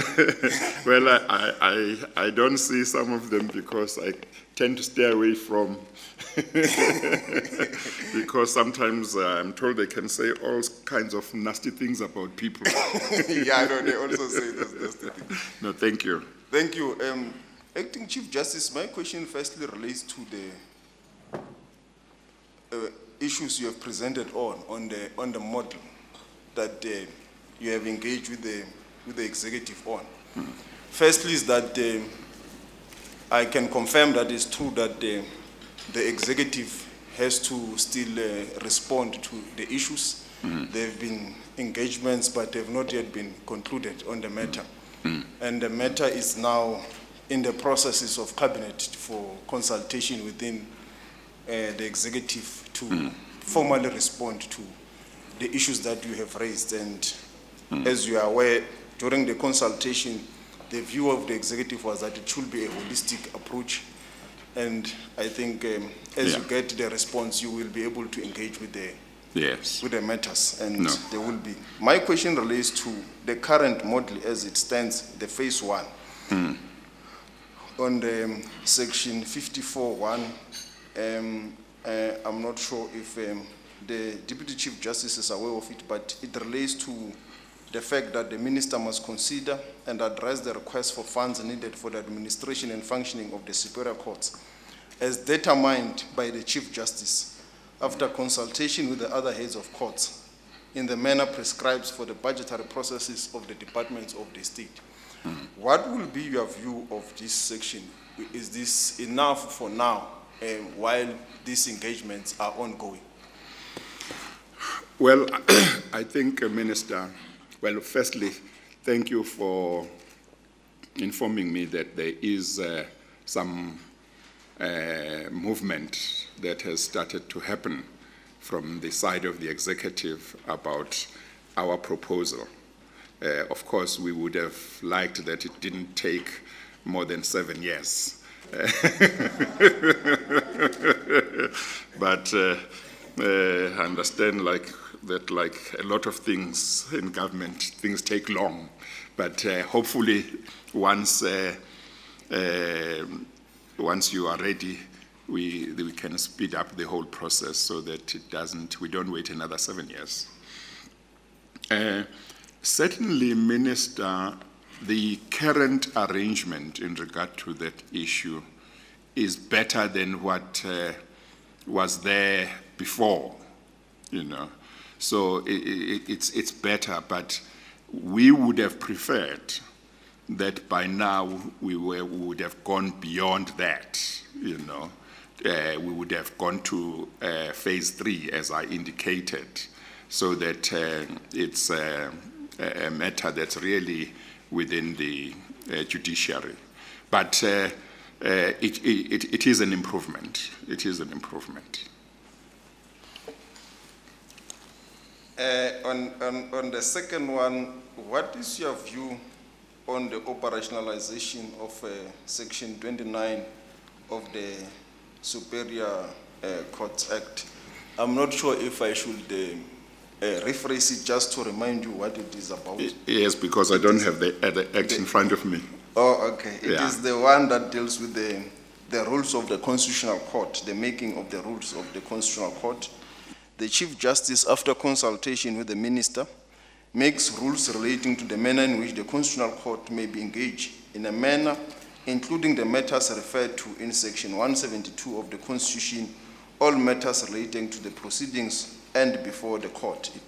It's about that. And I think you will remember that there have been issues raised from the heads of courts and the former CJ why it should not be operationalized and so forth. Yes, yes.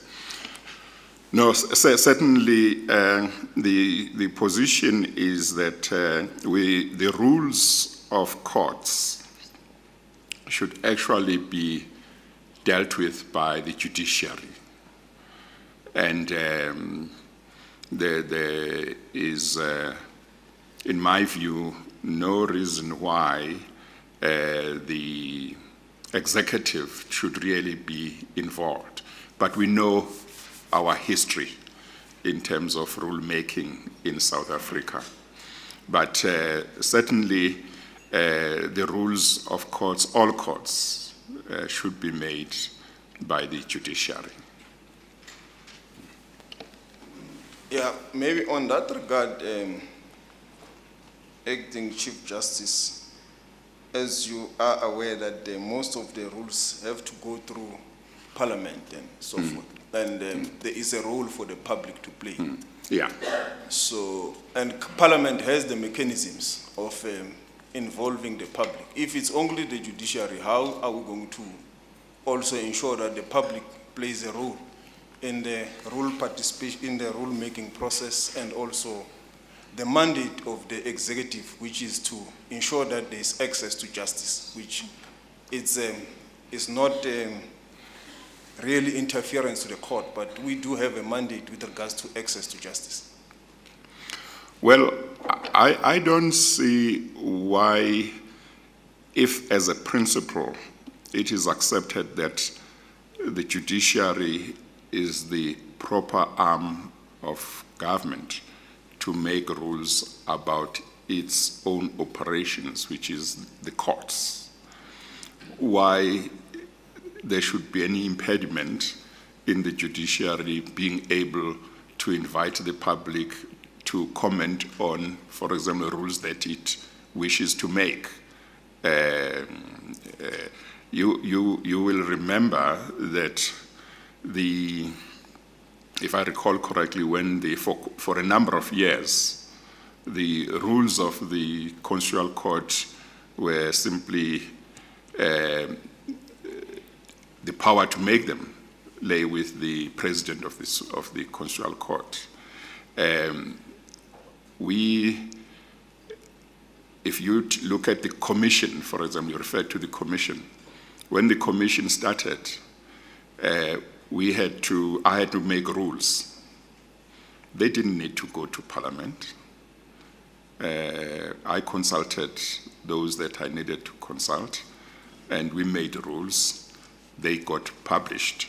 So if we wanted, well, we didn't invite comments, but if we wanted comments, they could have been published, and we wait for comments from the public, and then make final rules after that. So I see no reason why, for purposes of receiving comments from the public, they would necessarily need to go via Parliament.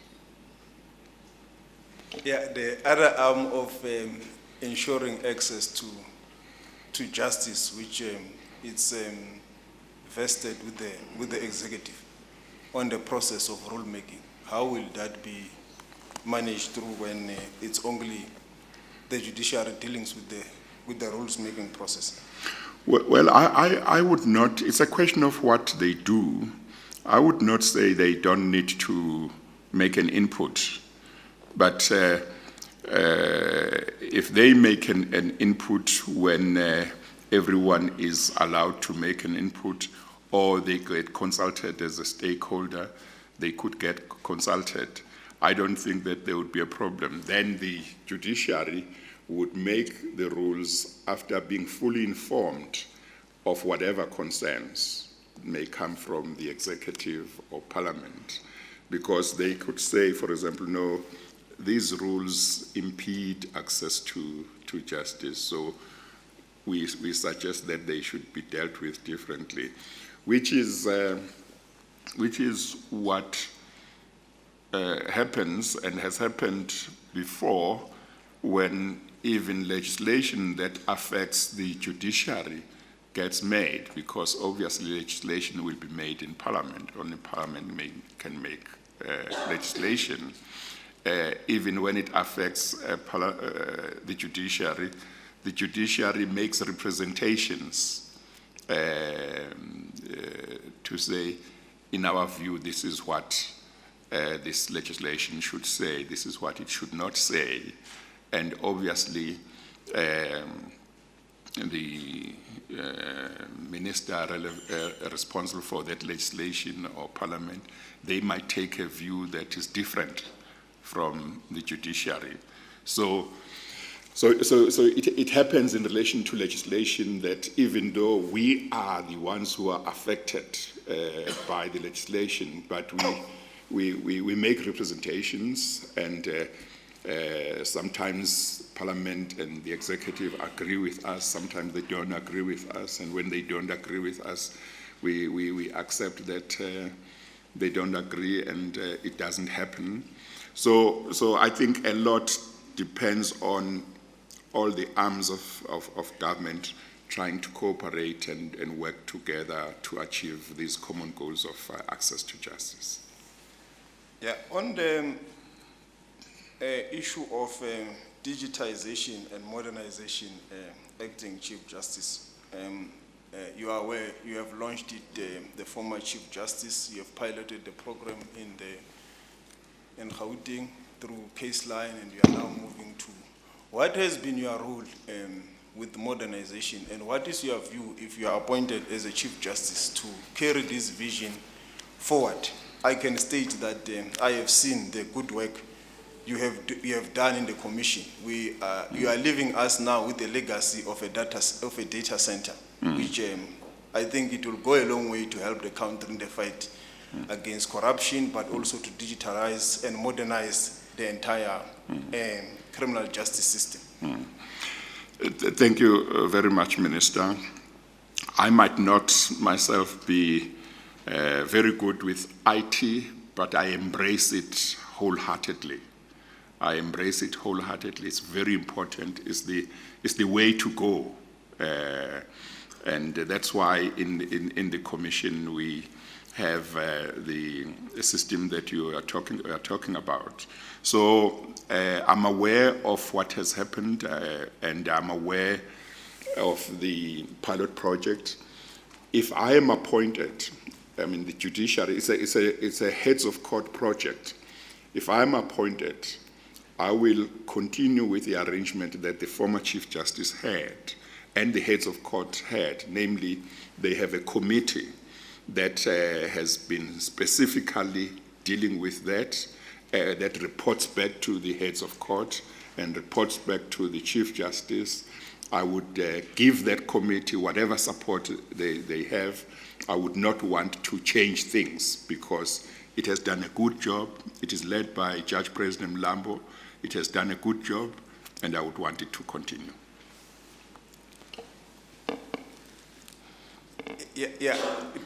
In terms of rolling out throughout the country, including magistracy and so forth, that is what I wanted also to get going forward, if you are appointed.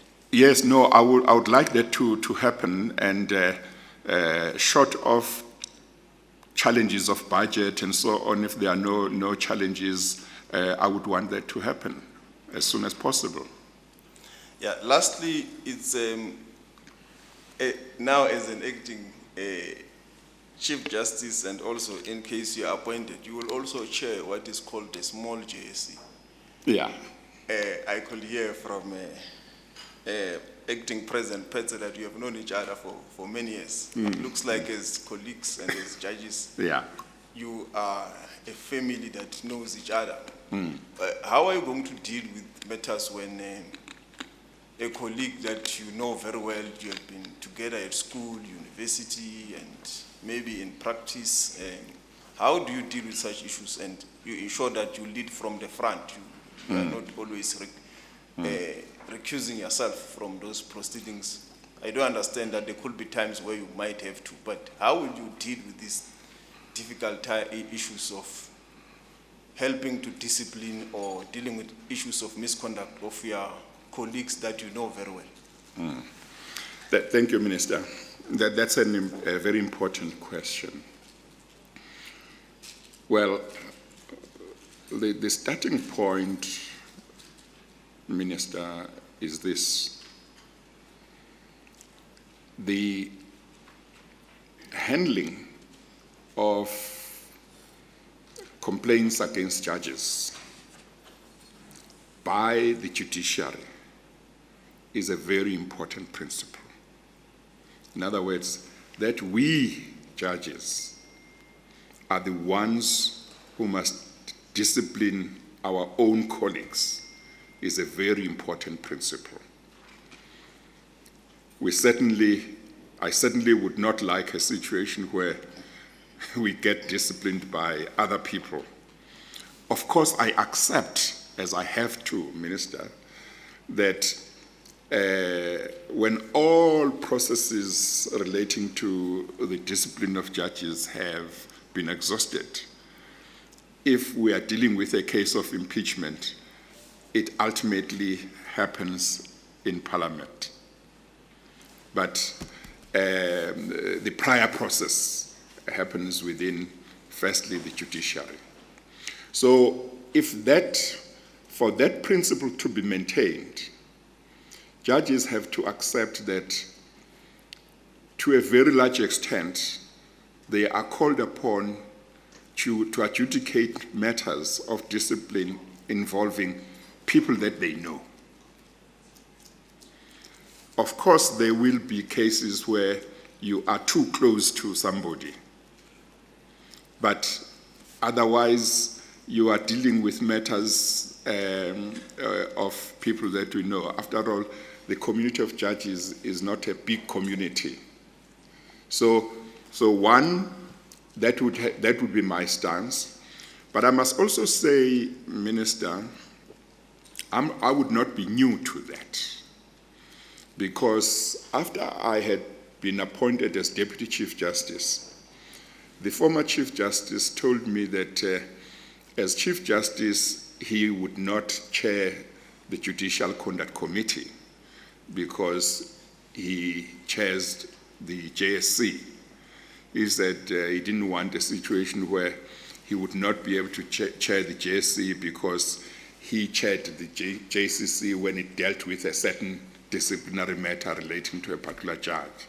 So it is better that the DCJ should, for all intents and purposes, be the chair of the JCC, but he basically becomes acting chair because in terms of the act, the Chief Justice is the chairperson. So I have been involved there. Maybe I can take this opportunity to say this, Minister. When I came to the position of DCJ, there was a huge backlog in matters relating to complaints against judges. And I looked into why there was this backlog, and I looked into how the system worked. But to cut a long story short, I ended up sitting down and trying to understand the Act properly and preparing a document that would guide judges, heads of court. Because one, I realized that the Act had a role for heads of court to be involved in these matters, but up to that point, they were not so involved. And I said, well, first of all, those matters that we can give to heads of court to deal with, we should give to them so that we can deal with the backlog. And I spoke to the heads of court and they embraced the idea. I gave them the document that would guide them how to handle this. And since then, the backlog has been sorted out. Well, I haven't spoken to the Secretariat recently, but the last time I knew, the backlog was sorted out, and the heads of court are playing a very important role. But to go back to your question, I have sat in a matter in the Judicial Conduct Committee. It was an appeal with 2 other colleagues involving one of the heads of court. And of course, heads of courts, we meet, we know each other, all of us, where we came to the conclusion that he was guilty of certain unacceptable conduct, and we decided that the appropriate sanction would be a reprimand, and we asked him to present himself to the JSC for purposes of us administering the reprimand to him. He accepted the outcome of the JSC. He came. Of course, he might not have been happy with some aspects or whatever, but he accepted the outcome. He came to us, availed himself. It fell upon me as the most senior of the panel to administer the reprimand to him, and he accepted. So I think that judges have embraced this system, and they accept that we have to make these decisions against people that we know. So I think it will still work, Minister. Thank you, Acting President.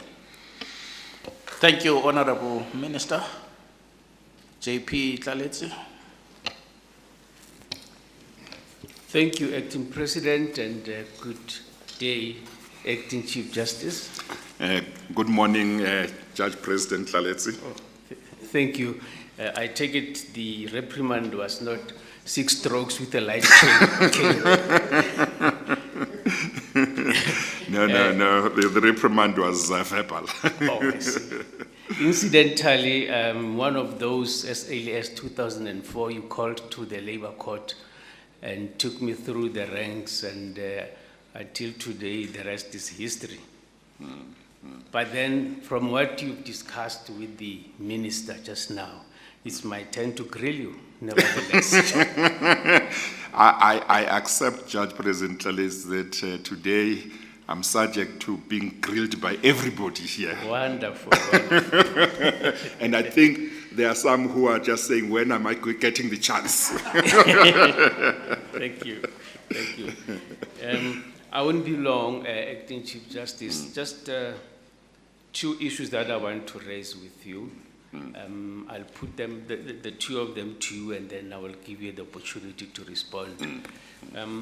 Well, the first one, which is linked to the second one, I think a chunk of your time was taken by the Commission in the past few years.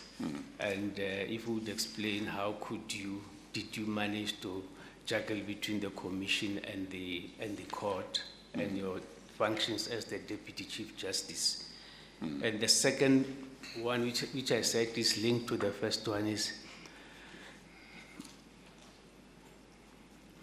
structurally, the Deputy Chief Justice is not necessarily a member of the heads of court, comes on invitation or as an alternate to the Chief Justice. In your view, would you not consider, if you are appointed, to have the Deputy Chief Justice to be part of that structure in whatever role, so that because you'll be, the Deputy Chief Justice is for the whole country and not for that particular court. And we might cause the Deputy Chief Justice to limp if he's not part of the day-to-day functioning and meetings of the heads of court. And then the second issue,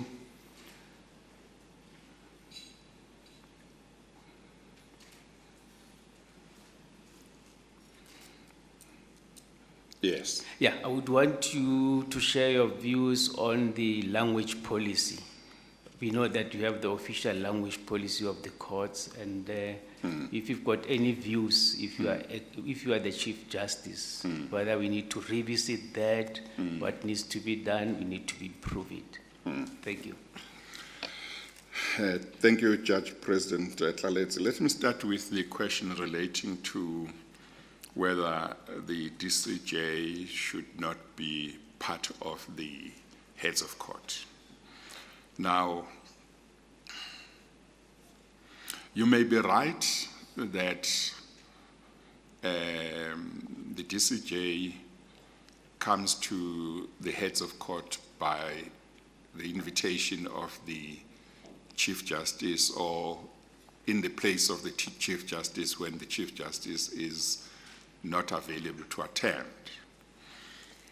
But for some reason, I was not thinking about it in that way. In my mind, it was as if it has become established practice, but I may be wrong. It arises from my knowledge of how it came about. As you know, I was part of the heads of court for close to 11 years when I was heading the Labor Appeal Court and Labor Court. So some of the things I have that institutional memory of how they came about. For example, Justice Charles Carlson originally didn't come to the heads of courts meeting with Justice Langa, who was his deputy. At that stage, the president and deputy president of the Constitutional Court, I think the position of Chief Justice had not moved from the SCA to the Constitutional Court. And when Justice Charles Carlson's term was about to end, he spoke to us as heads of court and asked whether it would not be a good idea for him to start bringing in Justice Langa to the heads of courts and not wait until his term had ended, so that he could get to be involved. There could be, he could get to know how heads of court operate, and we agreed. That's how Justice Langa then came in. But when Chief Justice Langa became Chief Justice, I think the then Deputy Chief Justice, Justice Musunege, may or may not have come a lot of times to the meeting, so you may be right in how you put it. But I do know that at some stage the Chief Justice Langa had asked the heads of courts about bringing him, and the heads of court had said it's fine. But I don't know what happened. And when it was Chief Justice Ngobo, I don't remember that Deputy Chief Justice Musunege was brought in. So I think probably you are right. My recollection was wrong. I don't think that there is a practice. Probably it's just an invitation. But my view would still certainly be that the Deputy Chief Justice should be part of the heads of court. So if I'm appointed as Chief Justice, I would invite the Deputy Chief Justice to be part of the heads of court. And if there's anything to be done to make sure that it's not by invitation, maybe I would consider. But obviously it is a matter that would need to be placed before the heads of court for them to give their views. That was the one question. The second question, or the first question, related to the fact that I, for some time, was in the commission, but being Deputy Chief Justice at the same time, and how did I handle it? After I'd been appointed as the chairperson of the commission in January, February 2018, while we were putting the infrastructure of the commission in place, and while I was assembling the investigation team and the legal team and looking for premises from which the commission would operate, I was able to sit in matters in the court until I think about a month or two before the commencement of hearings, which commenced in August. Once we were 2 months or 1 month before, I then stopped sitting in matters by arrangement with the Chief Justice, obviously. So I did not sit in matters since the hearing started until the hearings, public hearings had been completed, and I went back. But what happened was that the Chief Justice involved me in other leadership matters and not sitting in court. You will be aware that I would call colleagues from other courts that we were inviting to come and act in the constitutional court. So he allowed me largely to play that role, but he consulted me a lot on leadership matters and other matters during that time. That is what happened. With regard to the language policy of the court, you probably remember that I chaired a committee many years ago when I was Judge President of the Labour Appeal Court. I think it was under the leadership of Chief Justice Langa, if I'm not mistaken, I'm not sure. When I chaired a committee of the heads of court that consisted of myself, Judge President Hlophe, and Judge President Homo. We had been asked by the heads of court to look into the issue of the language of record, and we had a split. There was the minority view that said it must be English all the way, and there was another view that was Judge President Hlophe and I took a different view and wanted to have more bigger role for African languages, indigenous languages, while still having English. But the matter was discussed by the heads of courts, and no agreement could be reached. I think we couldn't reach agreement. But what happened was that after Chief Justice Mogoeng came in, he then sought to make sure there was finality on that issue, which had been pending for a long time. And it was then agreed that English would be the language. And I've accepted that decision. I have no intention, if I get appointed as Chief Justice, to try and want to change it. I think it's a decision that must continue. Thank you, Chief Justice. Thank you, President. Thank you, JP Tlaletsi. Commissioner Singh. Thank you very much, Acting President, and good afternoon, Acting Chief Justice Zondo. Good afternoon, Commissioner Singh. Good to see you again. Thank you. I just want to start off with what is contained in your questionnaire.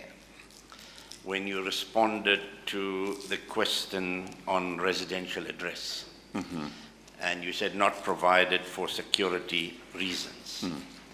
Now, we all know that of late that the judiciary has been under attack. Members of the judiciary have been under attack physically as well. I recall, very unfortunately, that a senior prosecutor was assassinated in Umlazi in December. Whistleblowers have been assassinated.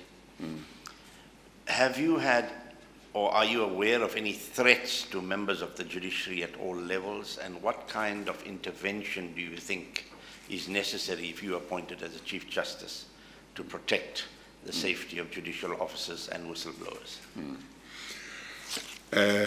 Yes, the issue of security for judges and judicial officers has been is quite a critical issue. Well, myself, my family and I, all kinds of threats have been made against me and against my family, arising basically from my work in the commission. But the state has provided protection. During the July unrest and for some time after that, there were threats against judges in general, and various concerns came from judges, and the matter was discussed. I convened a heads of court meeting, a virtual heads of court meeting. We discussed the matter, and the security, the SAPS and other security agencies were quite concerned. Arrangements were made for some protection to be given to justices of the Constitutional Court and justices of the Supreme Court of Appeal, as well as judges president, if I recall correctly. But there were some judges who said, and then it was arranged that if any particular judge faces a specific threat, they needed to communicate with their judge president or head of court, and then arrangements could be made. But there were some judges who preferred not to have that kind of security for certain reasons. But yes, there have been serious threats, and protection is necessary to be given. Do you think the state is doing enough in terms of providing that protection, not only to judicial officers, but to people like whistleblowers? Well, I don't have enough facts in terms of whistleblowers, but from what one reads in the media, one is very concerned about whether protection is given. And I believe very strongly that if we are going to have any chance of making a dent on corruption in this country, we must make sure that we protect whistleblowers, because those are the people, together with investigative journalists, who really give us information. The work of this commission, of the commission that I chair, would have been much more difficult had it not been for the investigative journalists that we have in this country and the whistleblowers.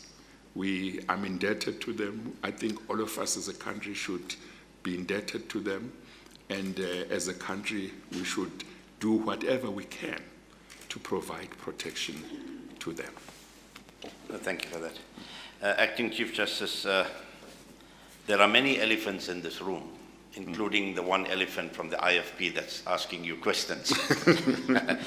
But I'll just touch on a few of them, because I can't touch on all of them.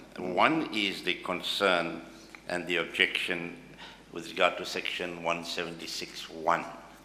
Of the Constitution, the term of office and the time you have left in office. And I think you know what the concern is. if you are appointed as Chief Justice, will you be able to fulfill your aims and ambitions and introduce innovation into the entire judiciary within the short space of time? Because earlier on you said you would try and do this and try and do that. But I'm also saying it, the background that you've had the experience so far as acting Chief Justice.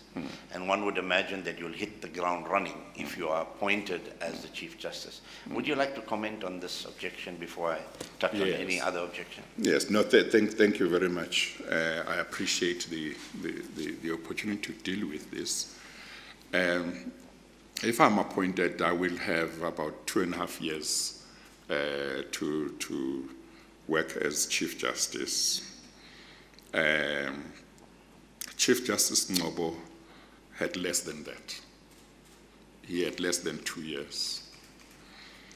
But within that short space of time, he made a very big contribution, one of which is getting the executive, President Zuma, to agree to establish the Office of the Chief Justice as a national department.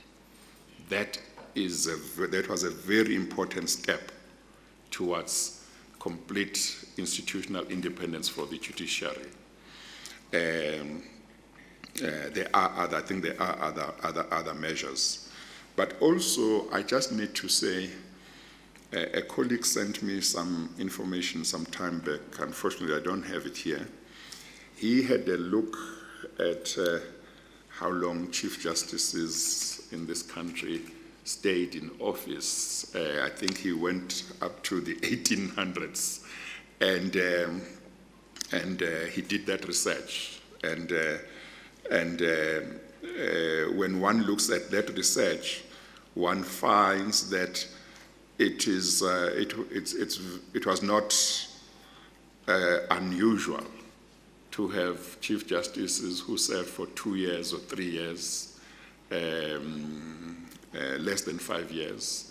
I looked at the list there were many. Number two, he said, or that research revealed that the immediate past Chief Justice who served as Chief Justice for 10 years was the second person, Chief Justice, to serve that long during that long period that he researched. So there is that. So from my point of view, I think there are a number of things that I can do, and one of them is really to see whether I can't achieve an agreement with the executive about phase 2 and phase 3 that we talked about. And if I could achieve that, I would be very happy when I leave office as Chief Justice, because I would know that I have been able to leave behind a judiciary that has achieved that complete institutional independence, which is very critical. But also, a number of things that I think need to be dealt with are things that don't need many years to achieve. I talked earlier on about how courts are struggling to have things dealt with that they should have dealt with easily. Certain courts, the buildings are in a dilapidated state, lifts are not working, and so on. So what one needs there is to get all the people concerned and try and find a way to make sure that when these things are sorted out, too, when they recur in the future, they are dealt with differently than they have been dealt with in the past.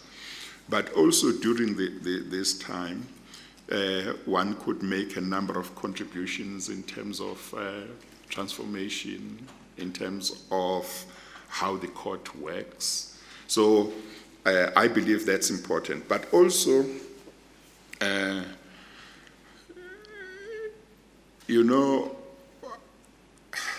I think there is a good reason and you probably should agree with me, why, in terms of our constitution, the term of office of members of parliament is five years. The term of office of a president is 5 years. There's a reason for that. You don't want a president who is going to be there for too long.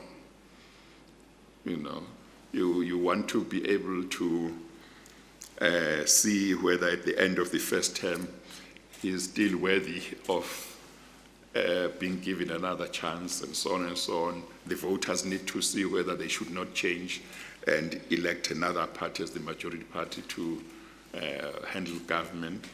So we had, with regard to the immediate past Chief Justice, we had a Chief Justice who was there for 10 years, and it worked well.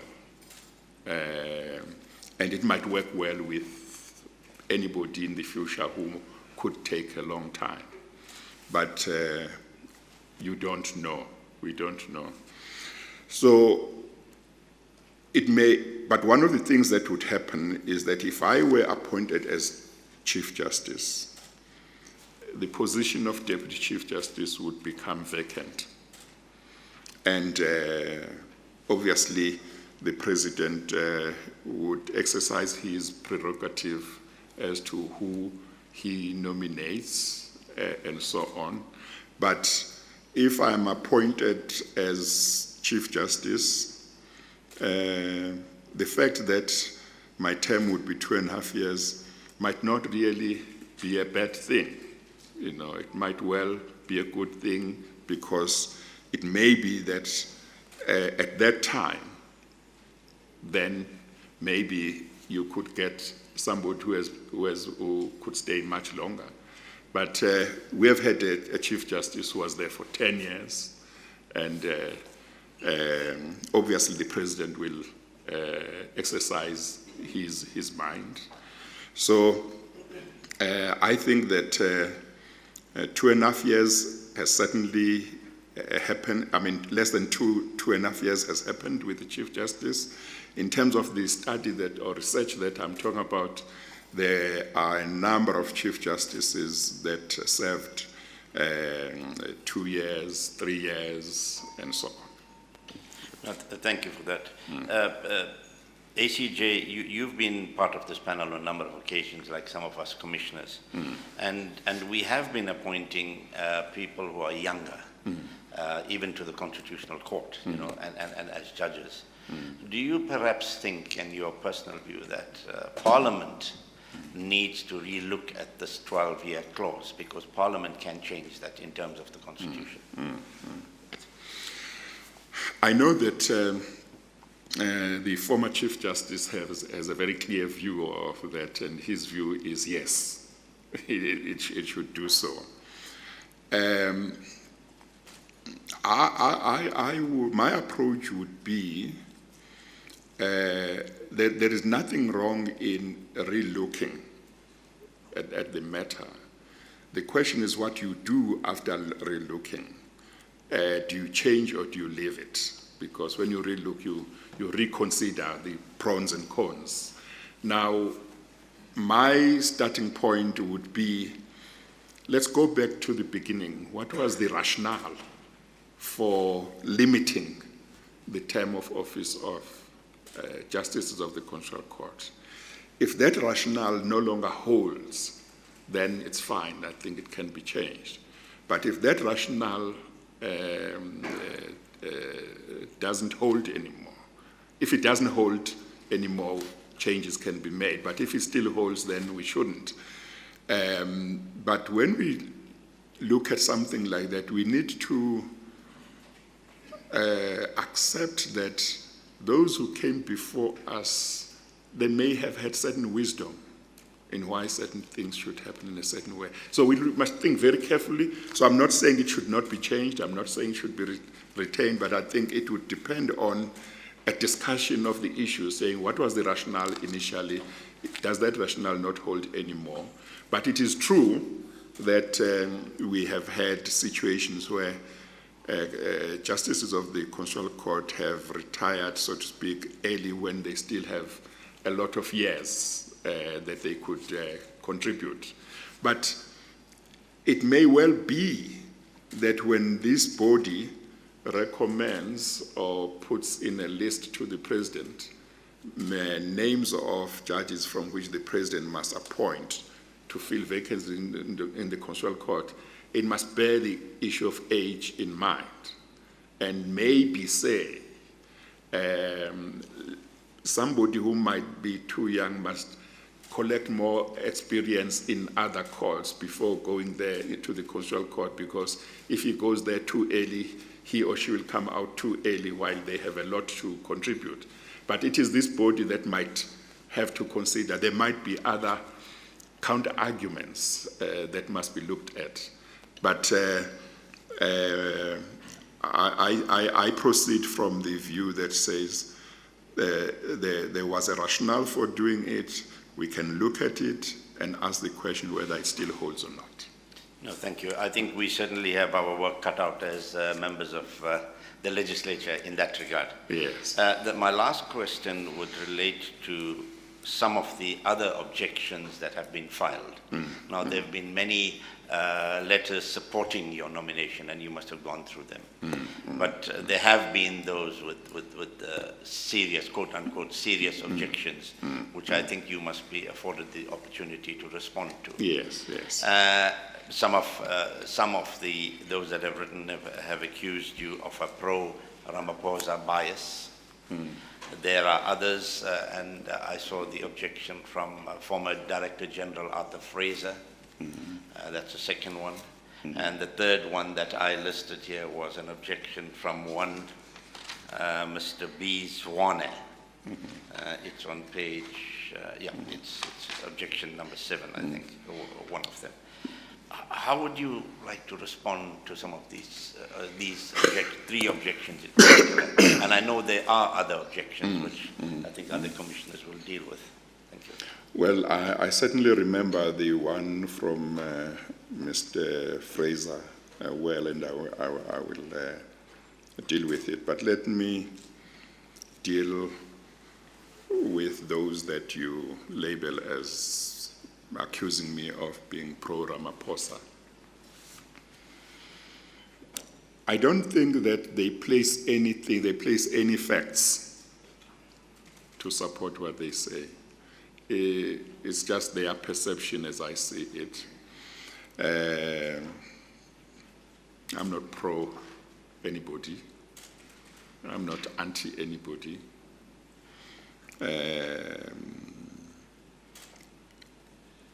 I made the decision as chairperson of the commission way back in 2018, for example, I think second half of the year, that President Ramaphosa would have to appear before the commission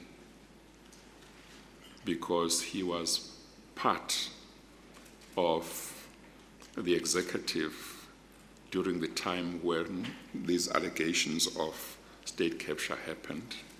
He was deputy president, he was deputy to President Zuma, he was deputy president of the ANC, and I made an appointment with him as a matter of courtesy to say to him, that is the view that I took, so he must know that I would not consider, I did not think that the commission would have completed its work properly without him coming to the commission and answering questions and giving evidence. And he did not take long when we had that meeting to say he agreed. He said, DCJ, I agree with you. I must come to the commission and account. He did not give me any problems. And of course, he did come. So I made that decision, and I made that decision alone that he would have to come.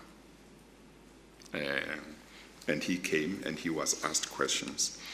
So, of course, Commissioner Singh through this commission, I've made a lot of enemies for myself. But it's not as if I did not know that taking this kind of job would land me in that situation. I knew. When the Chief Justice had been asked by President Zuma to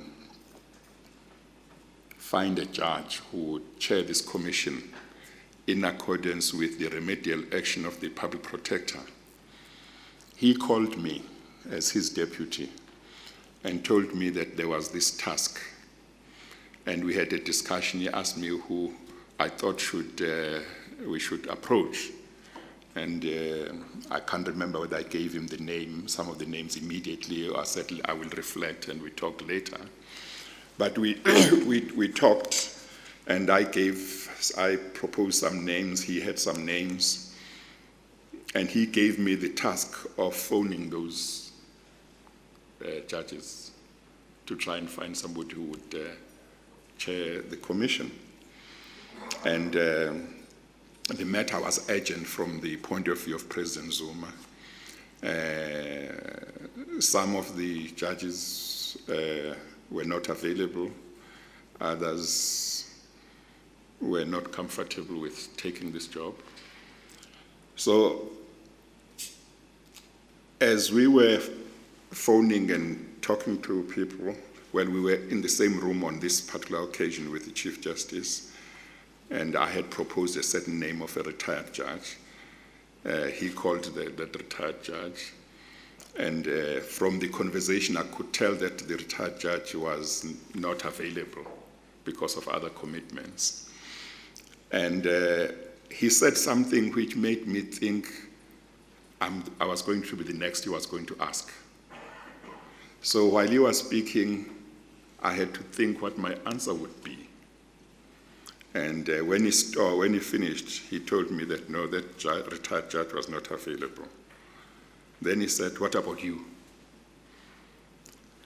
I had no hesitation in accepting the responsibility.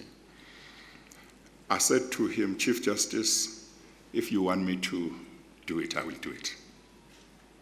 I had realized how it might be difficult to find somebody who would accept this responsibility. I was number 2 in the judiciary. I was the Deputy Chief Justice. There was no way I could run away from responsibility. As I say, I knew that it was going to be difficult. I knew that I would make lots of enemies if I did this job properly, but I accepted that it was a job to be done. And if I made enemies for myself in trying to help the country, so be it. I knew all of this. I can't say that I didn't know. I explained it to my family. I said, lots of things could happen, but we will have to hope that everything goes well.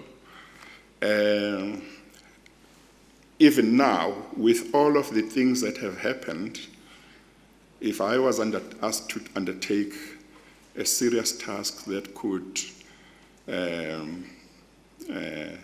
mean putting me in a difficult position, if it had to be done, I would do it. So, I'm sorry to give you a long answer, Commissioner Singh. So you accepted the poison chalice? I did. Chair. But let me... Sorry for the interruption. Could I ask a follow-up question when the time is right? Noted, Professor Slim. Thank you. Then, Commissioner Singh, let me deal with the question, with the objection from Mr. Arthur Fraser. You probably would have seen the response that I gave to the panel when he had raised his objection. Members of this commission will remember that when the State Capture Commission started in 2018, for quite a long time, I would have media briefings where I would invite members of the public who had information about corruption and state capture to come forward. And in particular, I would emphasize current ministers and past ministers and deputy ministers and DGs and former DGs. I would particularly mention those in those media briefings and say, if you have information, please come forward to assist the commission. Members of this commission will also be aware that at some stage, I complained that I didn't think that all the DGs and ministers and past ministers who had information had come forward. Because although some had come forward, my view was there must have been many who had information, but for one reason or another were not coming forward. Now, Mr. Arthur Fraser did not come forward in 2018 in response to that call. He did not come forward in 2019 in response to those calls. He did not come forward during the first half of 2020. He came forward after certain witnesses from SSA, or former members, came forward and gave evidence. And then when he came forward, he said he has information that is very relevant for the commission, and he would give the information, but he needed a lot of documents from the State Security Agency. I think he said the information he had would, I think his counsel announced at the hearing, would show the involvement of judges in state capture and corruption, as well as, he said, past and present presidents of the country.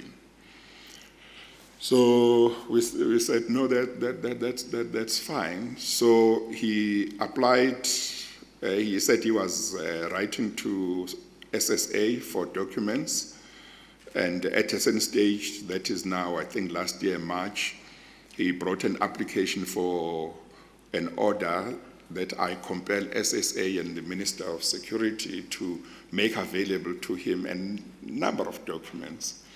But the State Security Agency came forward and responded to the application and said, we are prepared to give you the documents you want, but we are not sure what documents you are looking for. You must identify them and follow the procedures. You have been DG of SSA, you know what the procedure is. So you must follow it.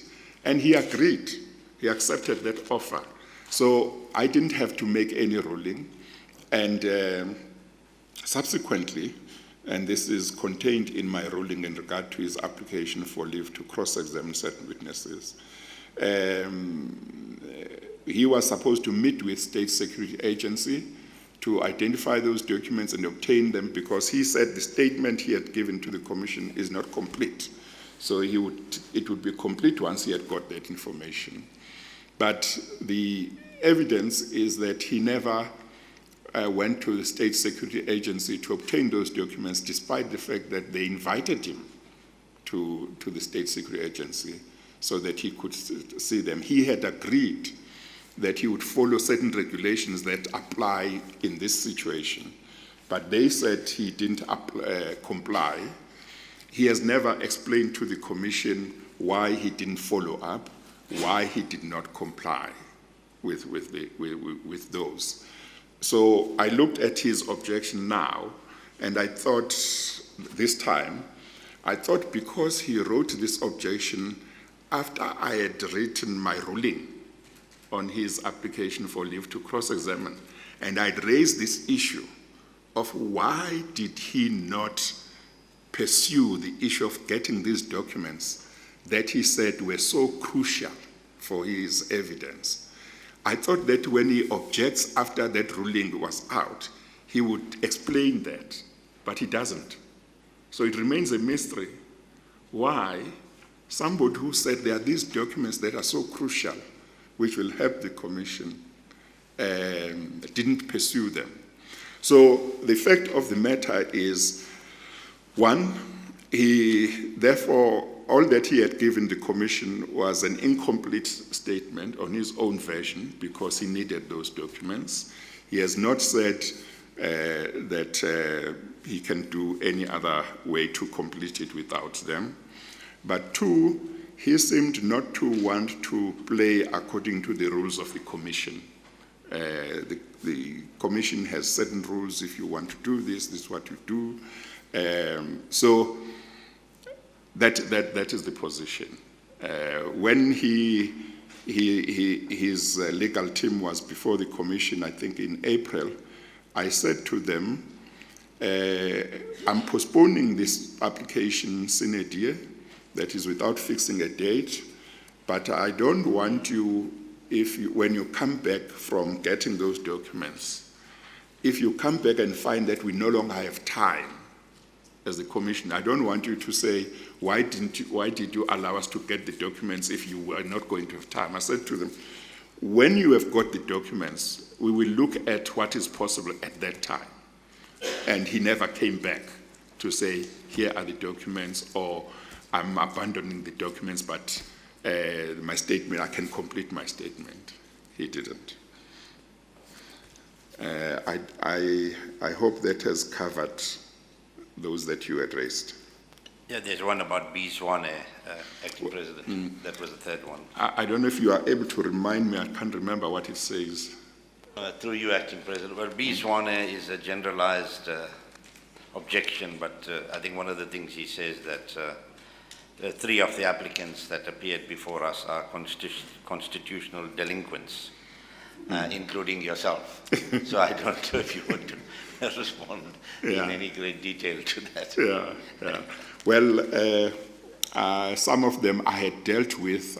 I dealt with when, at the stage of the panel, we provided answers, which I assume have been made available to the commission. But obviously, if any member of the commission wants us to go into it, I can look at it and then I can deal with it. But I had provided answers, I think, for all of those, if I'm not mistaken. Thank you, acting president. Thank you, Commissioner Singh.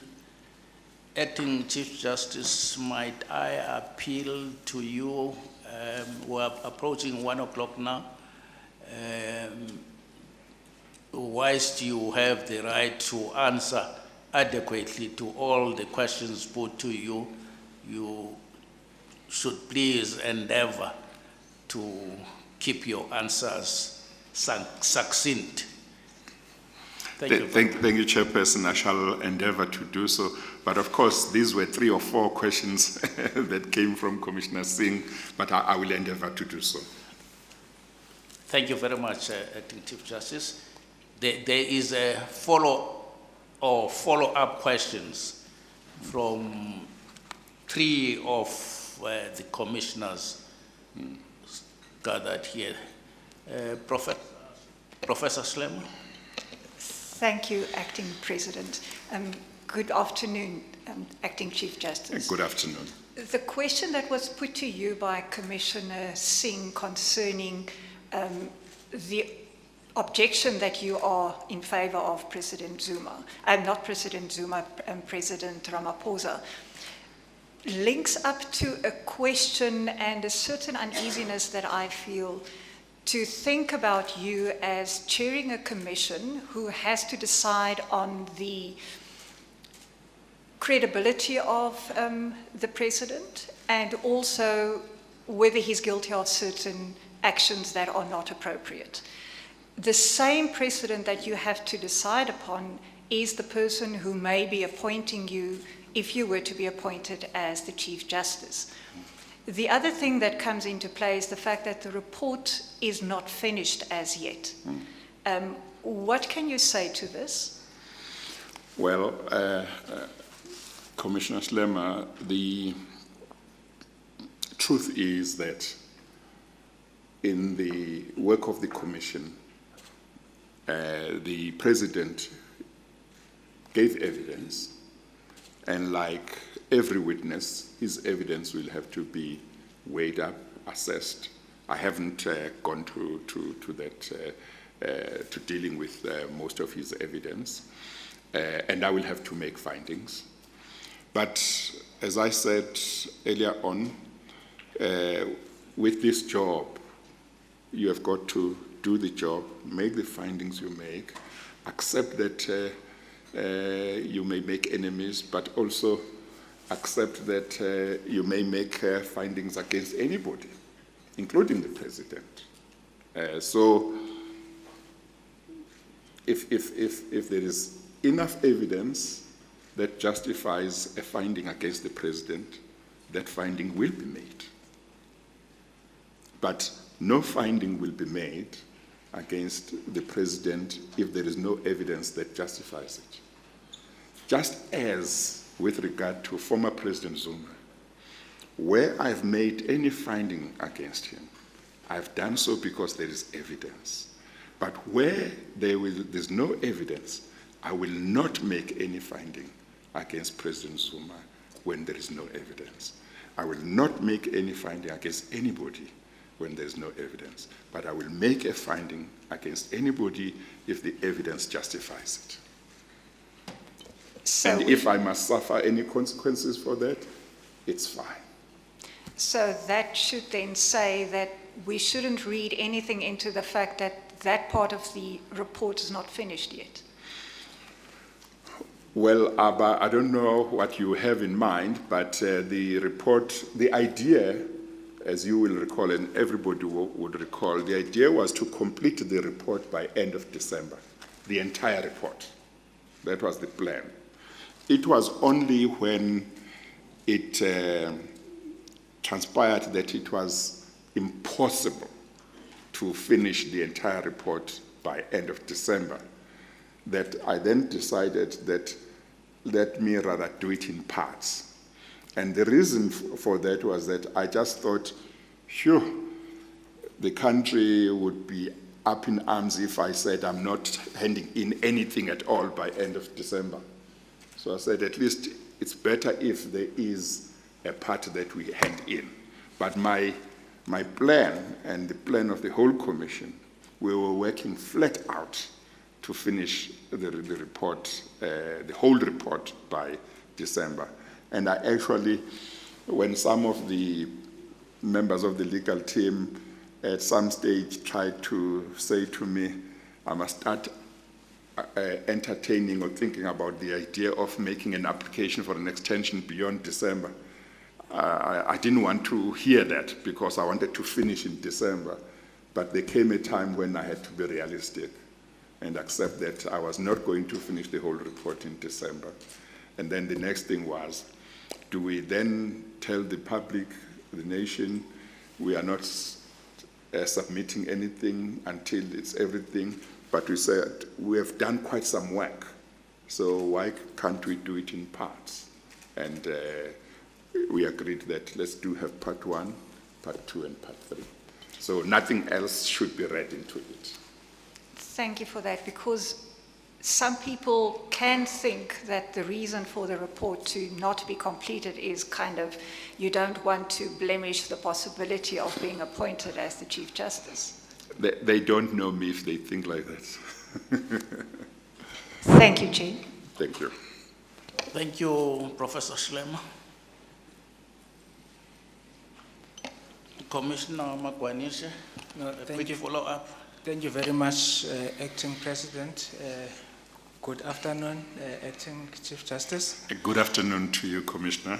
Yes, it's just one question, and I think for the benefit of the public that would not have some of the documents you are referring to.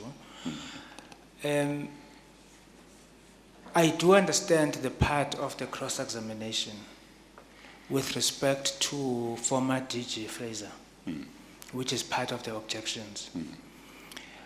But you have allegations against a person to the tune, I think in the allegation is about 9 billion rands.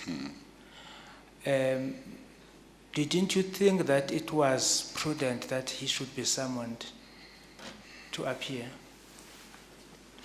Well, I can't remember the amount, what the context of the amount you are talking about. But in the commission, there was at some stage a figure that was mentioned by some of the SSA witnesses, which was incorrect. And it was corrected that, no, that's not correct. So you may be talking about that figure that was incorrect. But let me say this. You have somebody who says, I will tell you the whole story. But these statements that I'm giving you are incomplete. The whole story, the other part of the story is in documents. And the documents that he listed were many. I think the list was something like 11 pages, were many. So when you read, when you see that, you see that the documents constitute a big part of the story, you know. So the question then is, what's the point of hearing this evidence when it is not complete? And you bear in mind, as I've said, that this person tells you in the third year of the commission that he has this information about state capture and corruption, which involves high people, people in high office. And he says he knows you have been calling for them to, people who have information to come forward. But for 2 years, 2.5 years, he didn't come forward.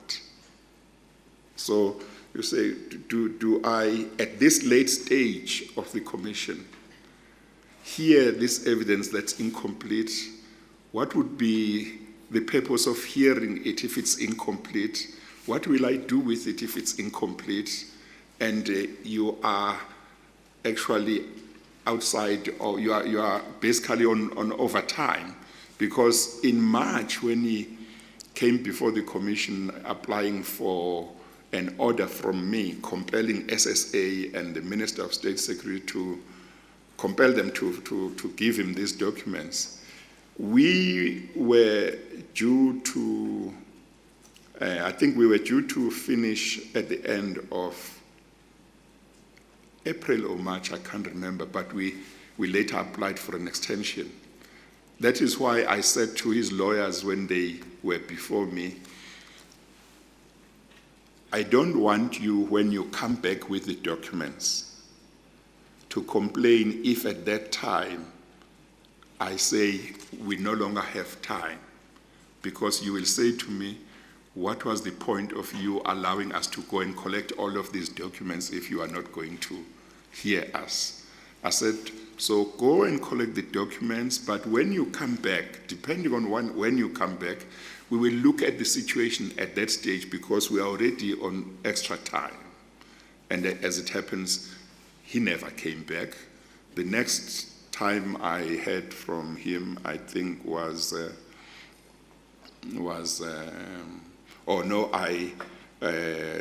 commission sent him, or his lawyers, a notice to say, please make written representations about A, B, and C, which he did. And then the next thing was when he lodged an objection. But he has never had the courtesy of coming back to the commission and say, Chairperson, you remember in March I came to you, I wanted you to force SSA to give me documents, and you allowed me to go and get them. This is what happened. He has never done that. Thank you, Acting President. Thank you, Commissioner Magwanisha. Yet another follow-up from Commissioner Mapisa Ngakula. Thank you very much, Acting President. Good morning. Good afternoon, Madam Speaker. Good afternoon, Acting President Zondo, Sorry? Acting Chief Justice Zondo.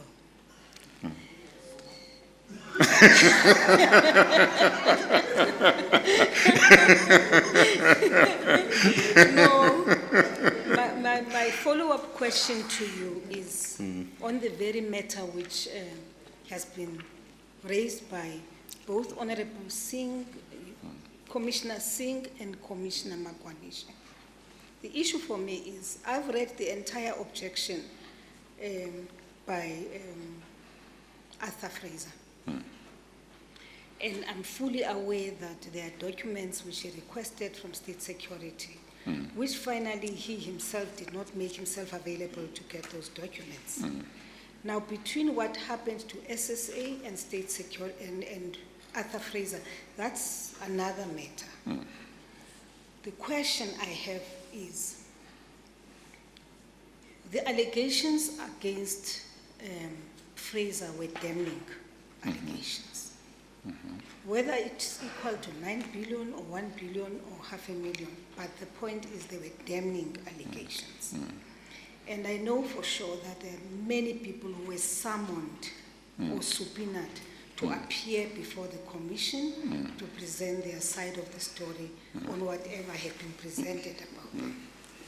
The question is, didn't the commission see it fit that with all the toing and froing between Arthur Fraser and State Security, and Arthur having approached you and said he would want to appear, and you and him wanting more information.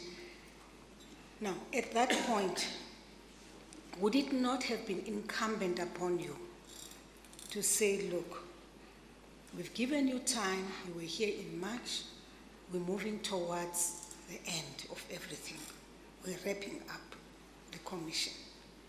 And the allegations which have been presented here to this commission against you are damning allegations. And therefore, we are now summoning you to appear before the commission to answer for yourself, or to explain, or to whatever it is, but for you to be able to raise all of the issues you would have wanted to raise directly with him. Not that the commission was a court of law.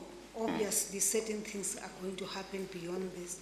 But with everything which had been raised about state security in particular, honestly, don't you think it would have been proper to say the accounting officer at that point, whose allegations against him were really weighing very heavy on everybody, should appear before the commission, should answer for himself, or present his side of the story to the commission? Thank you. Thank you, Madam Speaker. Let me put it this way. The rules of the commission say if somebody has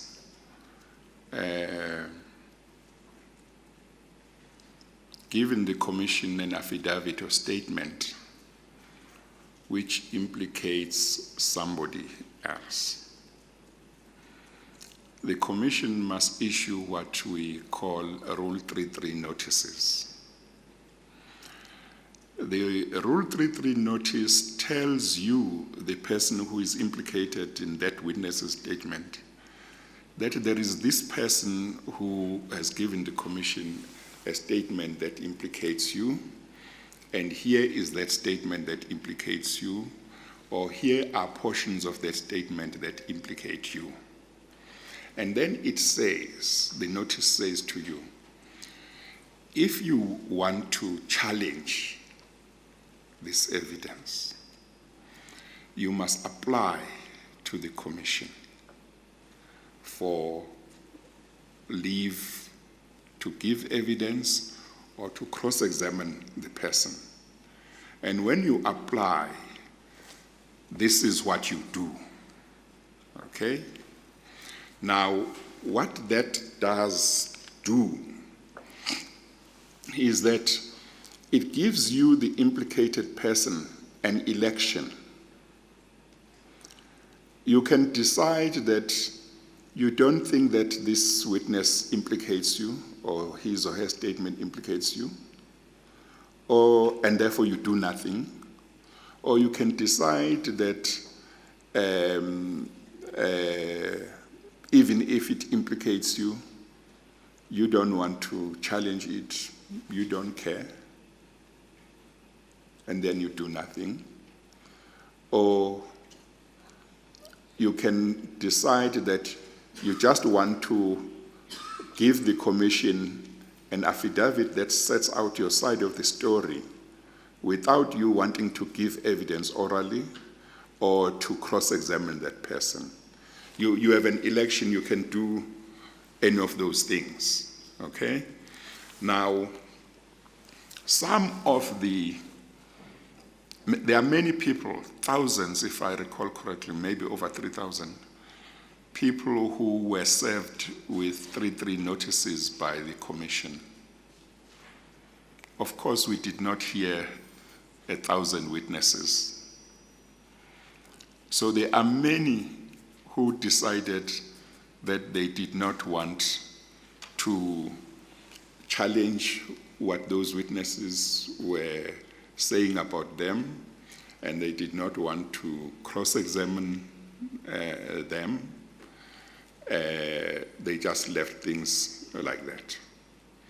Now, some of those, okay, let me first say, if you decided not to do what the rules say you must do if you want to challenge what has been said about you, if you decide not to do that, you can't complain afterwards and say, I was denied the opportunity of putting my side of the story, because the rule, the notice that the commission sent to you told you that if you want to challenge this evidence by this witness, this is what you must do, and you decided not to do anything. So you can't complain that you were not given that chance. Then in that event, but the fact that you have chosen not to do anything did not deprive us as the commission of the power to compel you if we think we should compel you. Okay? That is why there are people that the commission compelled to come before it and answer certain questions. But part of the problem with Mr. Fraser was that he seemed not to want to comply with the rules or processes of the commission. If he wanted to testify, all he needed to do is to apply, and his application would have been decided as many other people had applied and they were decided. He says, I didn't want him to testify because his evidence would disturb the narrative that I wanted to follow. But the best way for him to test that would have been for him to apply for leave to give evidence and see whether I was going to refuse. Because if he applied and complied with the rules of the commission, the matter would come before me in open court and in an open hearing, and then I would have to make the decision. He decided not to do that, but to want to be treated outside of the rules. But more than anything, the problem with Mr. Fraser was the time when that kind of decision could be made. I could not make that decision in March, because in March he still wanted to get documents from SSA. So, and he never came back to me to say, I didn't find the documents, or I don't want to use them anymore.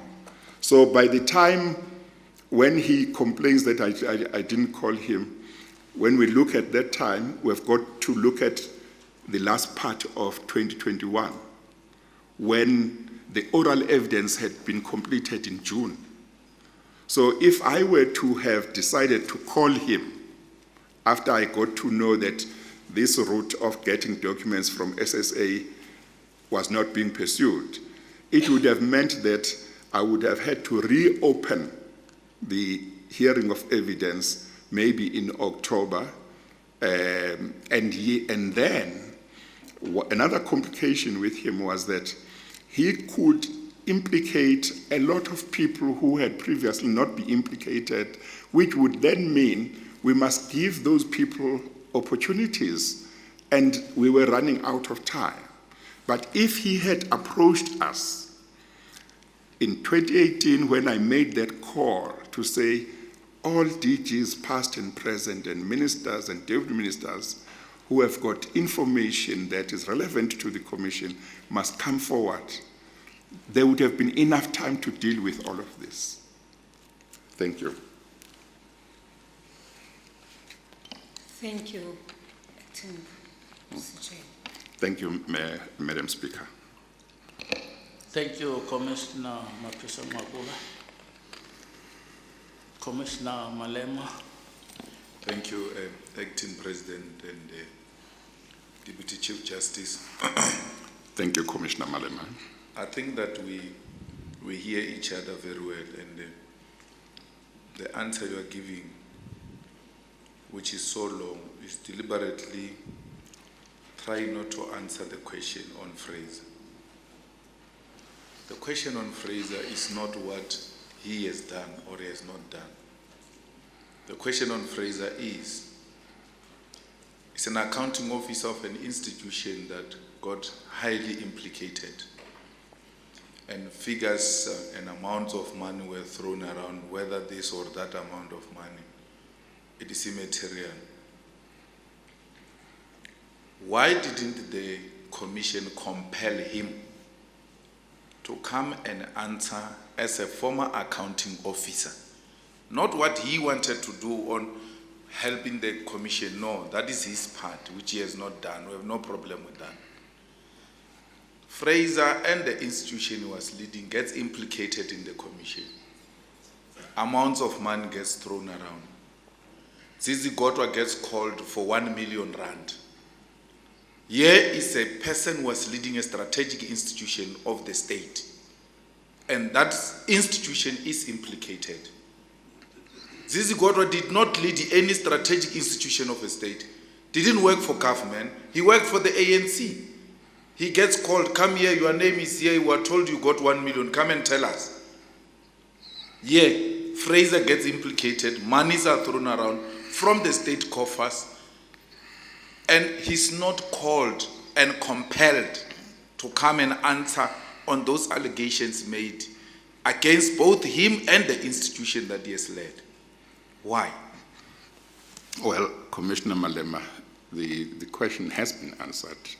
Let me repeat.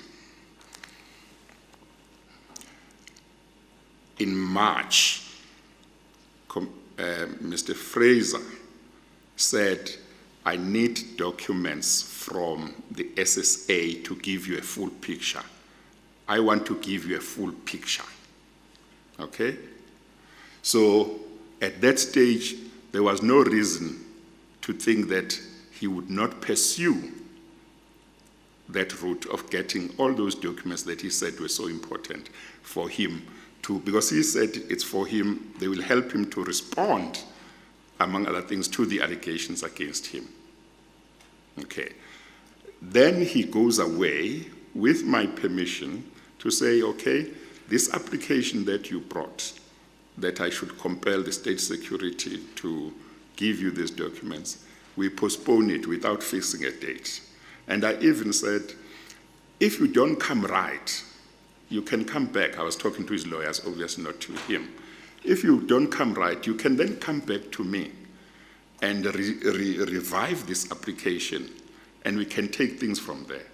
But I said, I do want you to know that we are running out of time.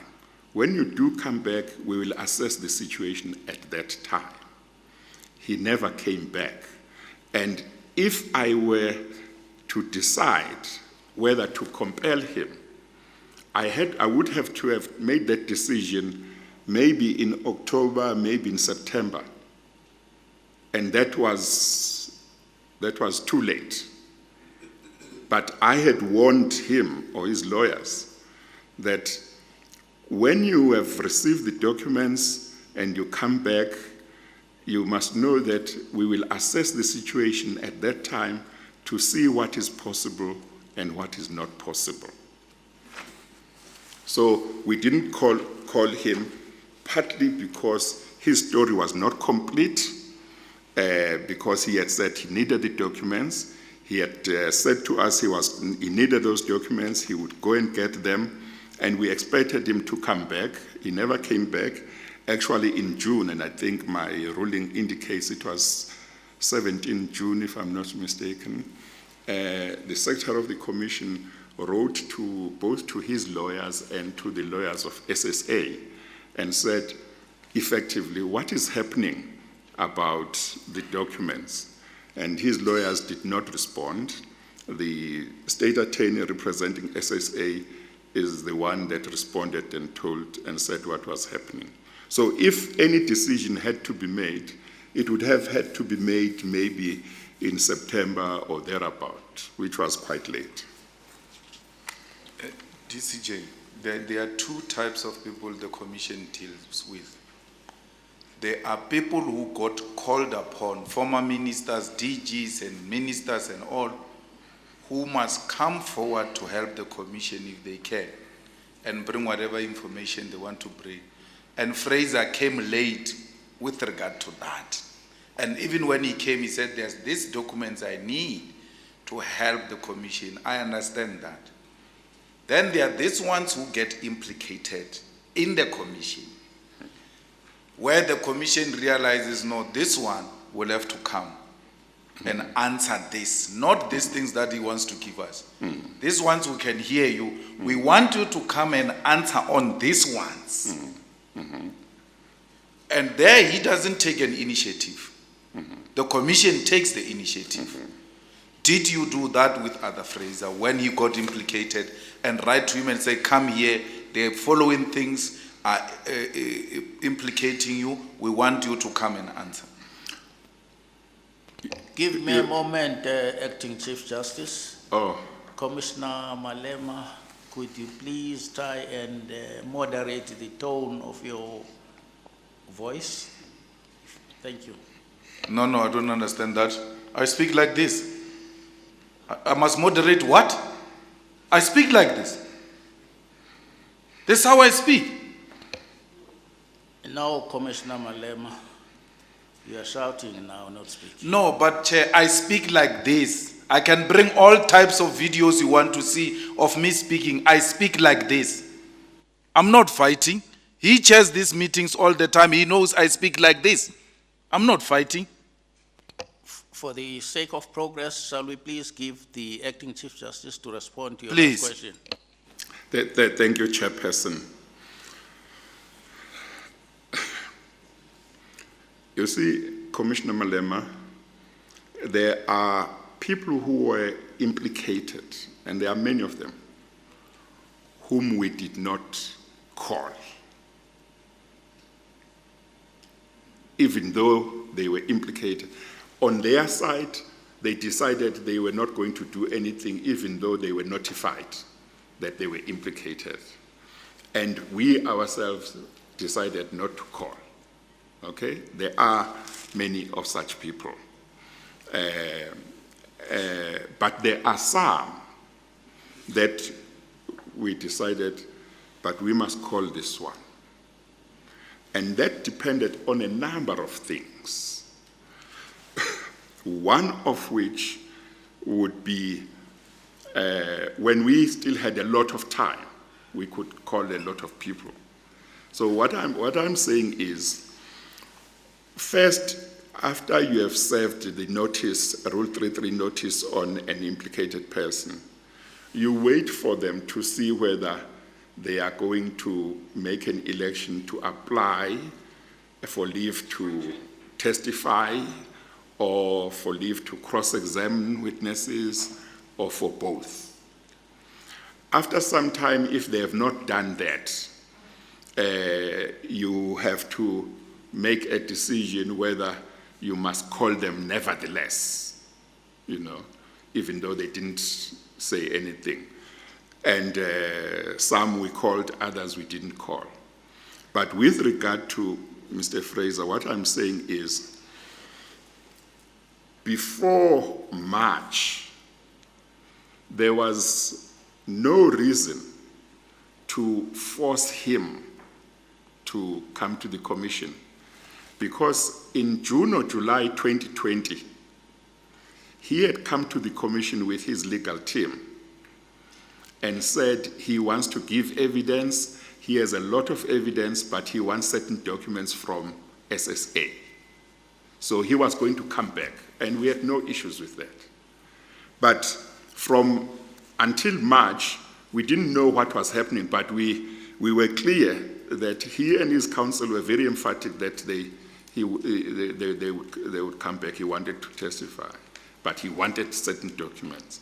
And then in March, he applies to me to say, compel SSA and the Minister of State Security to give me these documents that are so important for me to respond to these allegations and to tell you about state capture and corruption in general, I think.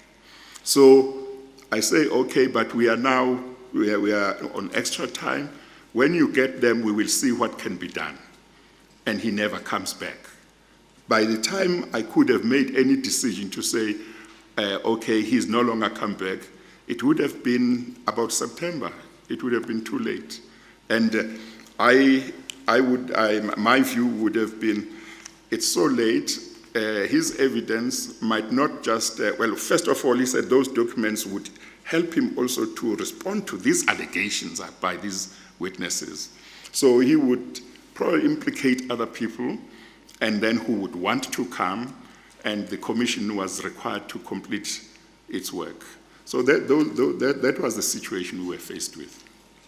Chair, but my problem here is that he says he's implicated in a 9 billion, and you say there's a different figure. Surely, the commission that is investigating corruption can't miss to compel a person implicated in a 9 billion scandal from state security where there is slush fund and some of which is not even accounted for. This would have been an opportune moment for the commission to expose the rot that has constituted some of the activities in that institution. So I hear that, but my problem is that you still don't call him on your own to come and account for 9 billion, because I'm telling you 9 billion, that's what he says. He says in his objection, I'm implicated on 9 billion. And I'm shocked I'm not compelled to come and answer on this 9 billion. Well, you see, Commissioner Malema, one of the things we had to accept, certainly I had to accept as chairperson of the commission as we went along. I mean, there were many issues that I would have liked the commission to pursue. But I had to accept that I am not the only one. Anything that I've not investigated, it doesn't mean there's nobody else who can investigate. I must accept that there are other people who can do the job and other agencies. There was pressure that the commission must finish its work, and you might have seen when I applied for extensions how there would be complaints about this commission is not finishing its work, and there were challenges about money. So we needed to make a decision, and certainly I would have said, look, one, we have evidence that implicates him in a certain way. He has been given an opportunity, if he wants to challenge that evidence, to comply with the rules and apply and then that application would have been decided. He chose not to do that. So he must have had a reason why he didn't want to do that. And he certainly had lawyers, and the lawyers he had knew the procedures of the commission. So he might not ultimately account to the commission, but the evidence that has been led before the commission will be available to law enforcement agencies and to other people. He might end up accounting anyway. So I mustn't prolong this commission as if I'm the only one who can investigate everything. On a separate matter, the courtesy to President Ramaphosa to come and account, let me understand how did that come about, and in terms of the rules of the commission, which rule is that? Is that one? Well, it wasn't in terms of any rule of the commission. Remember that this commission, the commission is a presidential commission. It was established by President Zuma. But once he left office, basically it gets inherited by whoever the president is. So it's a presidential commission. One of my obligations is to update the president as to how the commission is doing, which I was doing. So I would meet with him from time to time. I would meet with him when there were, for example, challenges about budgets. There was a time, some of the commissioners may recall, when it was in the media that investigators and the legal team had not been paid for a long time. There was a time when Treasury was not giving us money, and Department of Justice was not giving us money. And it had gone on for a long time. I realized that if something had to be done, I needed to speak to the president, because the next thing, the legal team and the investigators would leave. You know, it would be unreasonable to expect them to continue working without being paid for I think at some stage they had not been paid for 3 months. So I had an obligation to meet with him regularly and appraise him about what is happening and what challenges there are, where I think he should come in, because it's a presidential commission. But then I also said, you will have to come and testify before the commission finishes its work, and he agreed. According to which rule do you have to brief the president from time to time about the work of the commission? Because if the president has established a commission, that's it, because it might be seen as if you are now compromising the independence of the commission by constantly briefing the president, whereas if the president is also an implicated person in the commission's work. Well, the rules of the commission talk about the proceedings of the commission. They don't provide for everything. They don't deal with everything. You know, they basically provide processes how certain things are done, how witnesses come to the commission. So they don't deal with that. But my understanding is that judges who have headed other commissions would do that. They keep if it's a presidential commission, you keep the president informed of the progress of the commission. If it's a commission established by a premier, you keep them informed how everything is happening, is going, and if there are any challenges, you update him. How would you Commissioner respond? Malema, excuse The last me. one, last follow-up on a separate matter. Okay, Yes. very last one. Thank you. The release of the last report, which is likely to implicate the president, is that not a sword on the neck of the president, that he must appoint you, or if he doesn't appoint you, the report is likely to go a different way? Because there are two parts of the reports which were released. Why was the president's side not included in the reports which were released before this interview? Because we're human beings and we're politicians and we're political animals. If you have a report on me and you don't release it, and I've got certain obligations towards you, I might be tempted to do the right by you, otherwise I'll be dealt with wrongly. So how will you respond to this, that this serves as a sword on the neck of the president, because if he doesn't do the right thing, the report is likely to go differently? Thank you, Chair. Well, interestingly, I never thought about that angle, Commissioner Malema. But I think the reason why I never thought about it is because of how it came about that we decided that the report would be in 3 parts. And how it came about was that for a number of months before the end of last year, we were working flat out to complete the whole report by end of December, because the order of the court that had granted us an extension had given us up to the 31st of December. That's number one. Number two, I wanted to finish the work of this commission. I mean, for 4 years, I've been doing this, the work of this commission. I haven't had much time to rest. I haven't had much time for my family over the 4 years. There are times when I've worked right around the clock without sleeping to try and push the work of the commission. If there's one thing I would like behind me, is to finish the work of the commission. So towards the end of last year, I was pushing everybody, saying we must finish. So when I realized that we were not going to be able to finish the whole report, we looked at what portions of the report would be ready by end of December to release. And those happened to be the ones that were in part 1. And the ones that are in part 2 were those that were closer to being ready.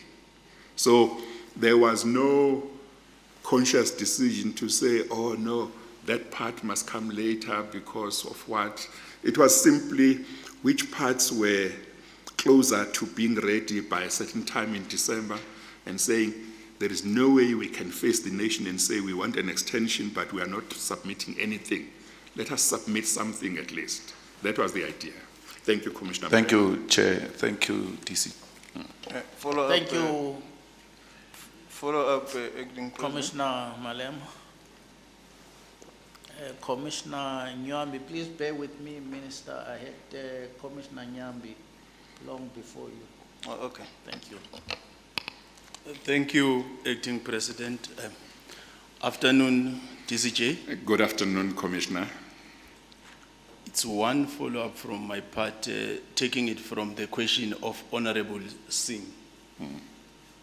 I don't want to misinterpret what you are telling us so that when we are having deliberations, it's used against you. You said you knew when you were identified to lead the commission that will create enemies. So I asked myself a question that how is that possible? Because you had a clear and objective mind. It was possible to get it there and only to find that there was no corruption. So I want to have that understanding that Yes. how can you create enemies Yes. before you can get the actual commission starting its work and get the road that was happening in the country. Yes. No, I think what I mean was you can't run a commission like this without a situation where at some stage or another you are going to make rulings against some people. You might have to make rulings against people in relation to actual corruption. But obviously at that stage, I didn't have the evidence.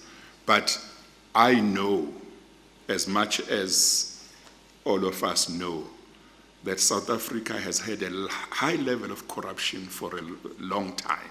Leave out state capture, just corruption. And remember that the commission wasn't looking, in terms of its reference, was not just going to look at state capture, it was going to look at corruption as well. And therefore, it's highly unlikely that you would have this commission in a country that is so full of corruption, and you would think that you would not find any evidence and make findings of corruption against some or other people. Thank you, DCJ. Thank you, Acting you. President. Thank you, Commissioner Nyambi. Honorable Minister. I just want to check, Acting Chief Justice, you applied several times to court for the extension. Yeah, yes, I did. And I must tell you, Minister, that each time I didn't like this idea of applying for an extension. Actually, initially in 2018, I thought it was the President who should apply because it's his commission. But he got a legal opinion that said I must apply, so I had to apply. So I've been the one applying all the time and the one taking flack. Yeah, so obviously, most of the time when you had to apply for the extension, you will have to talk to the President or sometimes to the Minister, because there will be implications on the work of the Commission. Yes. Certainly, my approach was that this being a presidential commission, the President should not hear it from the media that we were applying for an extension. And obviously, the Minister and the Department were supporting the Commission, and they also needed to hear. But most of the time, I dealt with the President. Yeah, and sometimes there could be budgetary issues that, for example, the Department will have to consider and advise the President, vice versa, and the Commission. Yes. Including you talking to the President about these budgetary challenges that Yes. the Commission is dealing with. Yes. No, thank you. Thank you. Thank you, Minister Lamuma. Would the members of the commission allow me to take Mr. Nokesi before the lunch adjournment?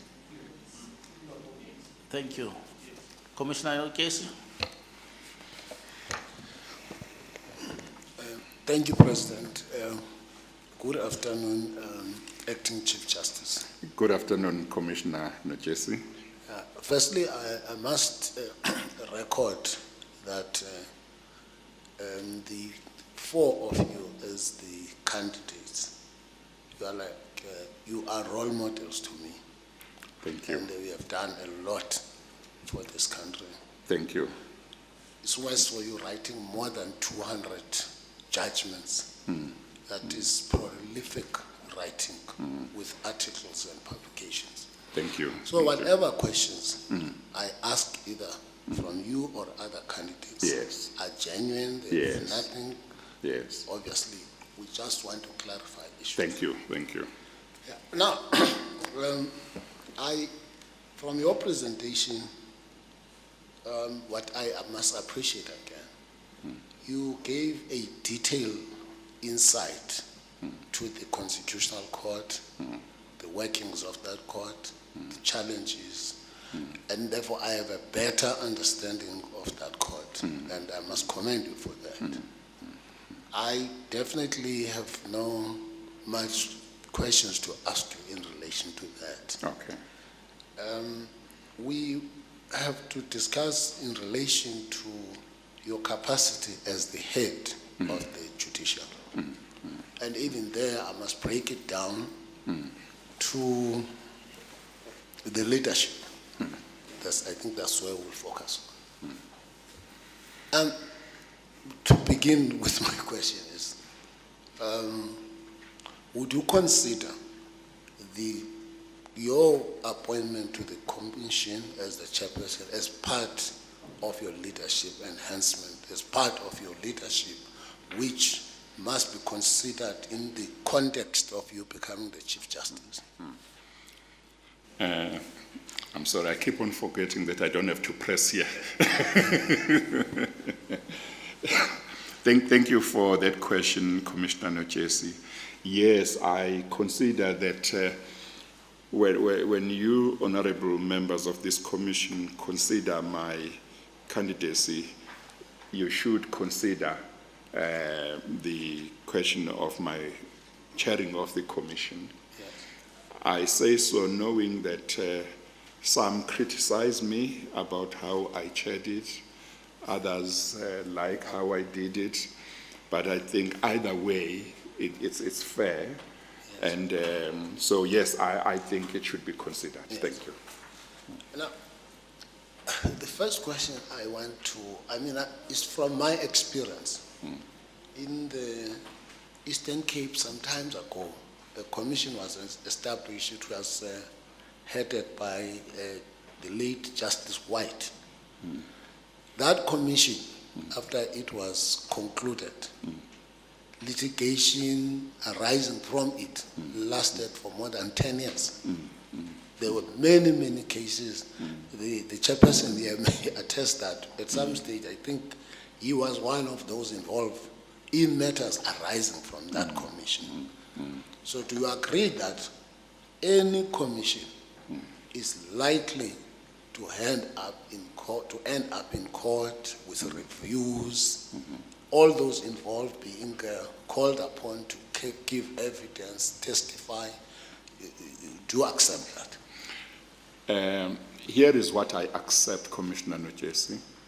I accept that after the commission has completed its work and submitted its report, there may be a number of people who launch review applications. Those review applications are normally decided by the courts on affidavits, Yes. without the need for oral evidence. Yes. So that I accept will happen. But I also need to say that the commission or commissioner would decide whether he or she wants to oppose a particular application or not. He or she might decide, I will abide. Yeah. Let the court decide. So he or she might not be so involved in those cases after the commission has finished its work, because he or she takes the attitude that my report speaks for itself and I'm not going to be involved. Yeah. So, but sometimes, commissioner might decide to oppose. It could happen, yeah. Now, the commission, that is the State Capture Commission report, like all the other commission reports, because people have been implicated, everything has been made, it will be challenged in court. I mean, that's a realistic chance. I agree. And I would not be surprised if, before I even filed the first part of the report, I would not be surprised if some people had prepared papers, they are ready. They're just waiting to get the report, complete the papers, and lodge. Yeah. They will be, yeah. Yeah. Now, obviously, if that is so, whether you will decide to abide, whether you will decide to oppose, you will be involved in litigation as the chairperson of that commission. In the next 6 months, 2 years, in fact, as I indicated, based on my experience, the next period from here is you being involved in court litigation in your capacity as the chairperson of the commission. Whether you say, I don't oppose, or you oppose, but definitely that is going to happen. Well, let me say this, Commissioner Njesi. If, for example, I'm not opposing and I'm abiding, that means my name is there, but otherwise it's not taking my time, because I'm not filing any affidavit, I'm not opposing. So, and you will have seen, I hope, from part 1 and part 2 of the reports, that we are giving detailed, we analyze evidence quite extensively before we make findings. And therefore, it would be easy for me, for example, to say, look, we have analyzed evidence, the reasons for the findings are there, let the judge decide. So I don't know what decision I will take, but I'm simply saying there are different scenarios. If I'm not opposing, those applications would not involve my time. No, I'm sure that I pass on from this point. The point I want to make to you, Acting Chief Justice, is that in appointing you as the Chief Justice, this commission, yourself, and all of us must understand that we will be appointing a Chief Justice who is likely to spend a greater part of his time either opposing court cases or risking of the report, of which more than 2 billion has been spent, being set aside because it's not opposed.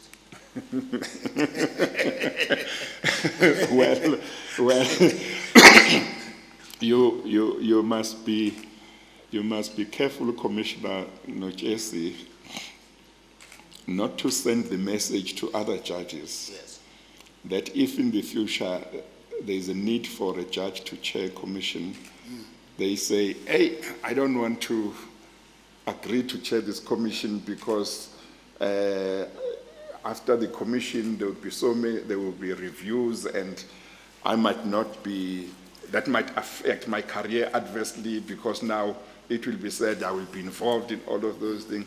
We want to encourage judges when they are called upon to perform this kind of function to consider it favorably because it's an important duty for country. So one, I don't think it's the kind of thing that really should be a problem. And one, I might not oppose, partly because we give detailed reasons why we have come to certain findings. Two, it might be that we say, well, let the court decide. And maybe there will be other people who will oppose. Yeah, thank you. I mean, what exactly you get my point. It is undesirable in any country to appoint a sitting judge to impact, especially the head of the court, such as the Chief Justice or Deputy, to chair a commission of inquiry. And that I will demonstrate to you by what now has followed up. I've read no less than 8 objections against you. 2, there is this possibility which we both of us agree of the matter taken to court remaining there over some years because go to the High Court, appeals, it's the next 5 years, and your period left as a Chief Justice is 2.5 years. This is a risk that, to me, from day one, ought to have been avoided. And you do say, so that I want you to answer holistically, you do say some judges were phoned, were called. But why did you not simply appoint a retired judge to deal with this? Take all the evidence, because you won't have the complaints such as those of Fraser. They would not have much time, complaints and all those things. Just on reflection, as a leader, I'm asking you this question on the basis of your leadership in relation to this decision, to me, which was critical and it affects us now. Well, one, you will recall that I said we called a number of judges, and I can't remember whether it was one retired judge or it was more that we called.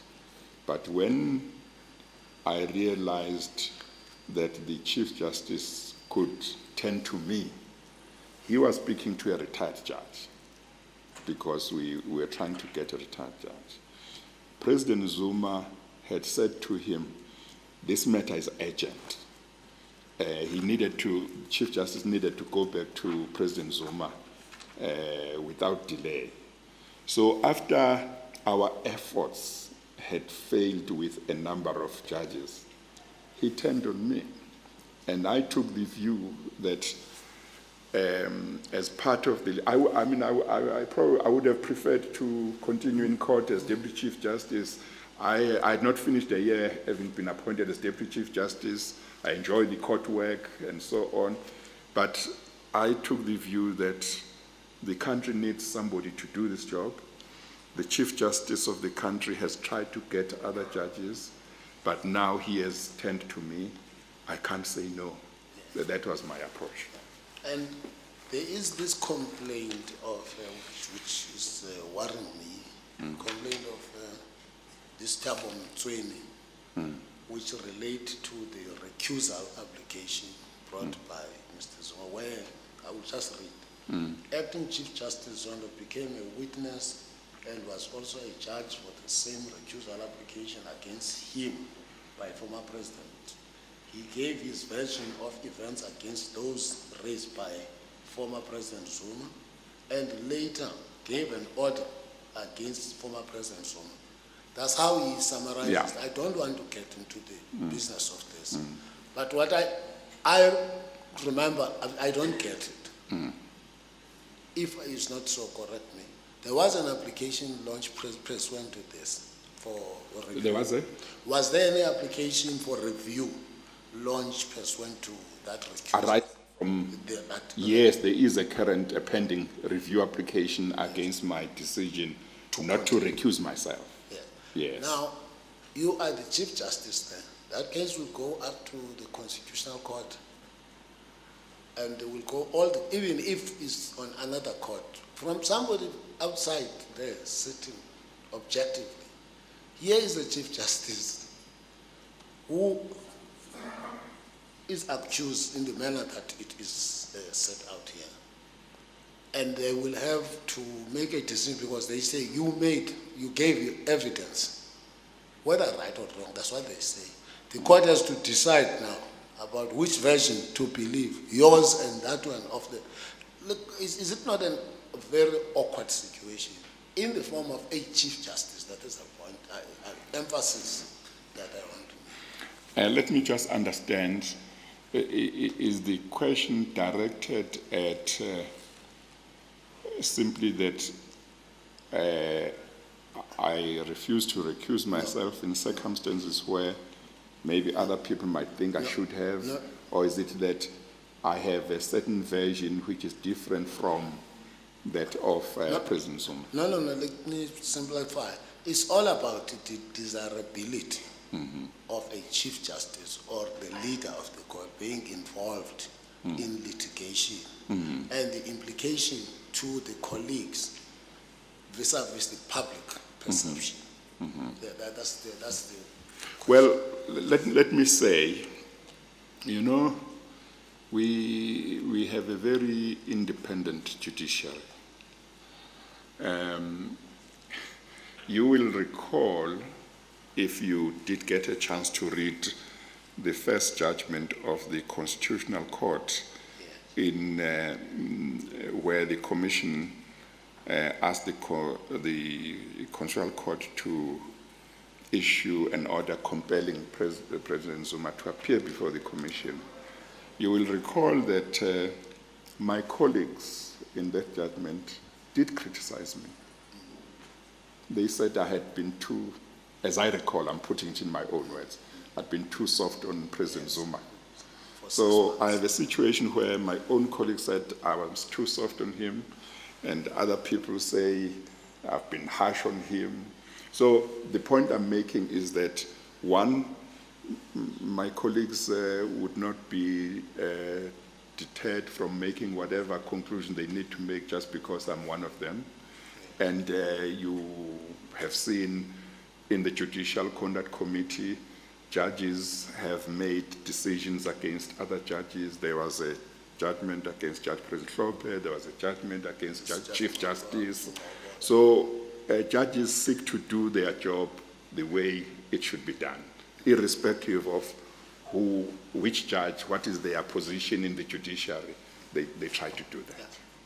The other criticism, going past on this one, the other criticism during the proceedings, in what ultimately resulted in some complaint in the scuffle between Mr. Bofu and some other, you hold a conference about the proceedings of a commission. Instead of making a ruling there, the matter ends. But you have to hold conference. Is it something normal that if a DC is being chaired, a DC, an inquiry, a court hearing, one of the lawyers misbehave or one of the parties, that a judge must go and actually call a press conference about what is going to, is it something normal? Well, you see, Commissioner Njesi, different people would have handled this commission differently. Yes. Okay? Yes, I agree. maybe somebody else would have handled the matter differently.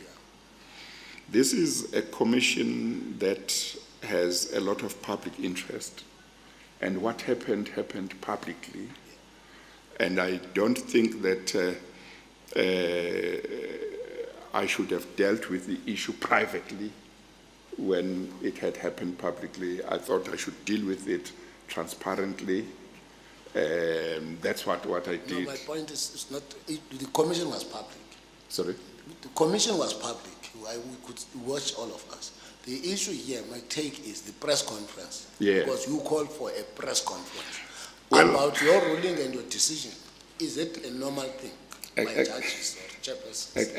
Actually, now I remember. I don't think I called a press conference. Okay. I simply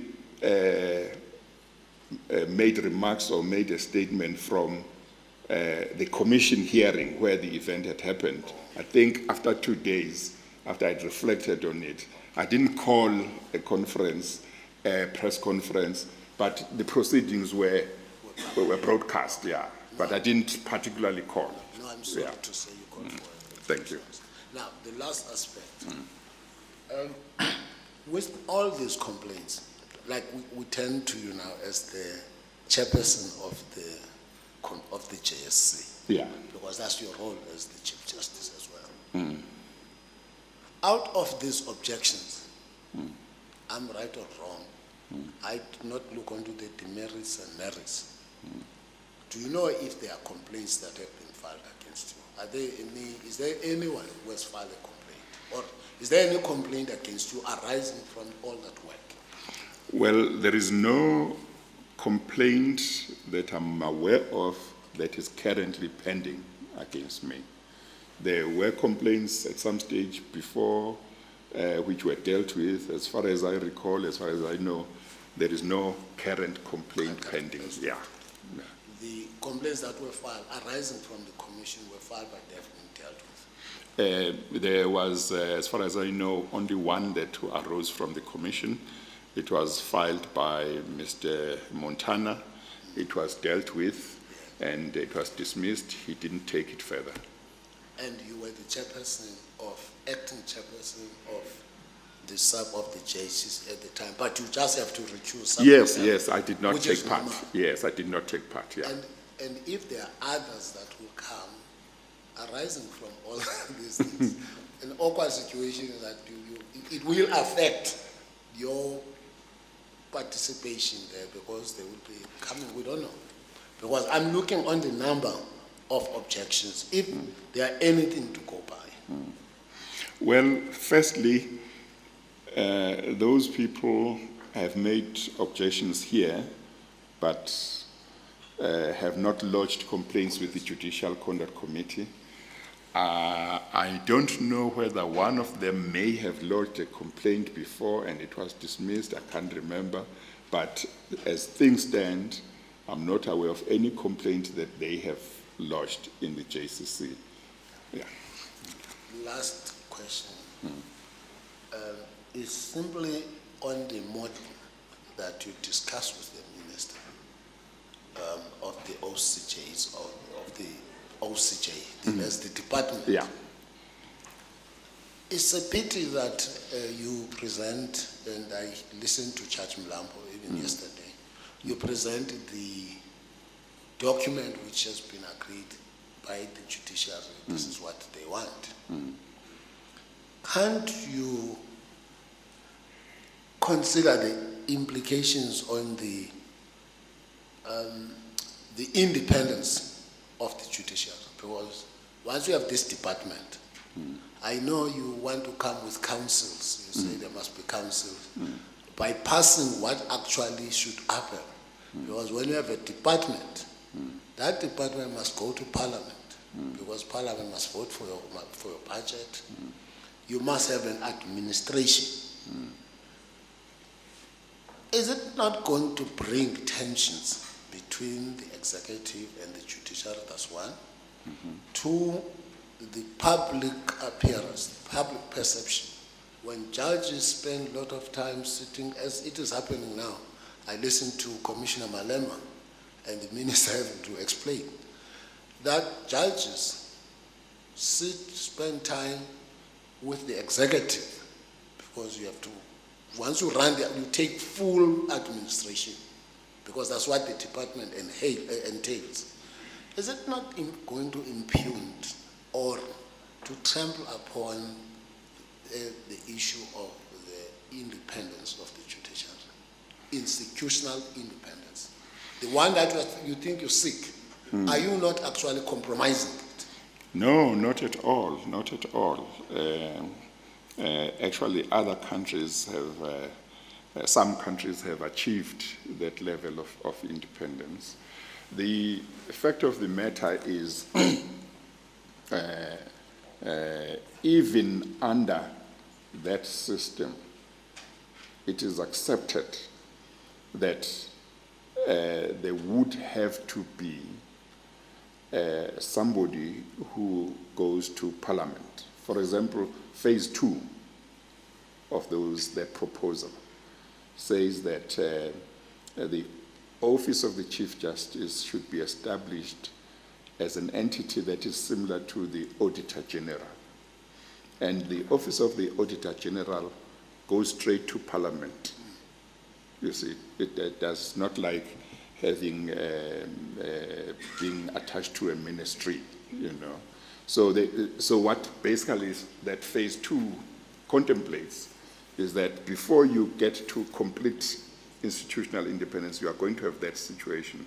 But basically it doesn't mean there will be no accountability, but it simply means everything is within the judiciary. You agree with this? Would you agree with the statement on the individual independence, personal independence of judges? Would you agree with the statement that the greatest threat to the independence of the judges or of the judiciary is the judiciary itself? Why so? If you endlessly reserve judgments, if you conduct in a manner that people must question, must have question marks, if you enter into phrase or spaces that judges are not ordinarily allowed to enter into, and many other, but the biggest threat to the judiciary is the judiciary itself on how it must conduct or it conduct itself. Well, I would not agree that certainly within the context of the South African judiciary that the biggest threat to their independence is themselves. But what I would agree to is that the judiciary must be careful not to do things that would actually impact negatively on their independence. The way we behave ourselves, we conduct ourselves, we need to make sure that we conduct ourselves in an appropriate manner.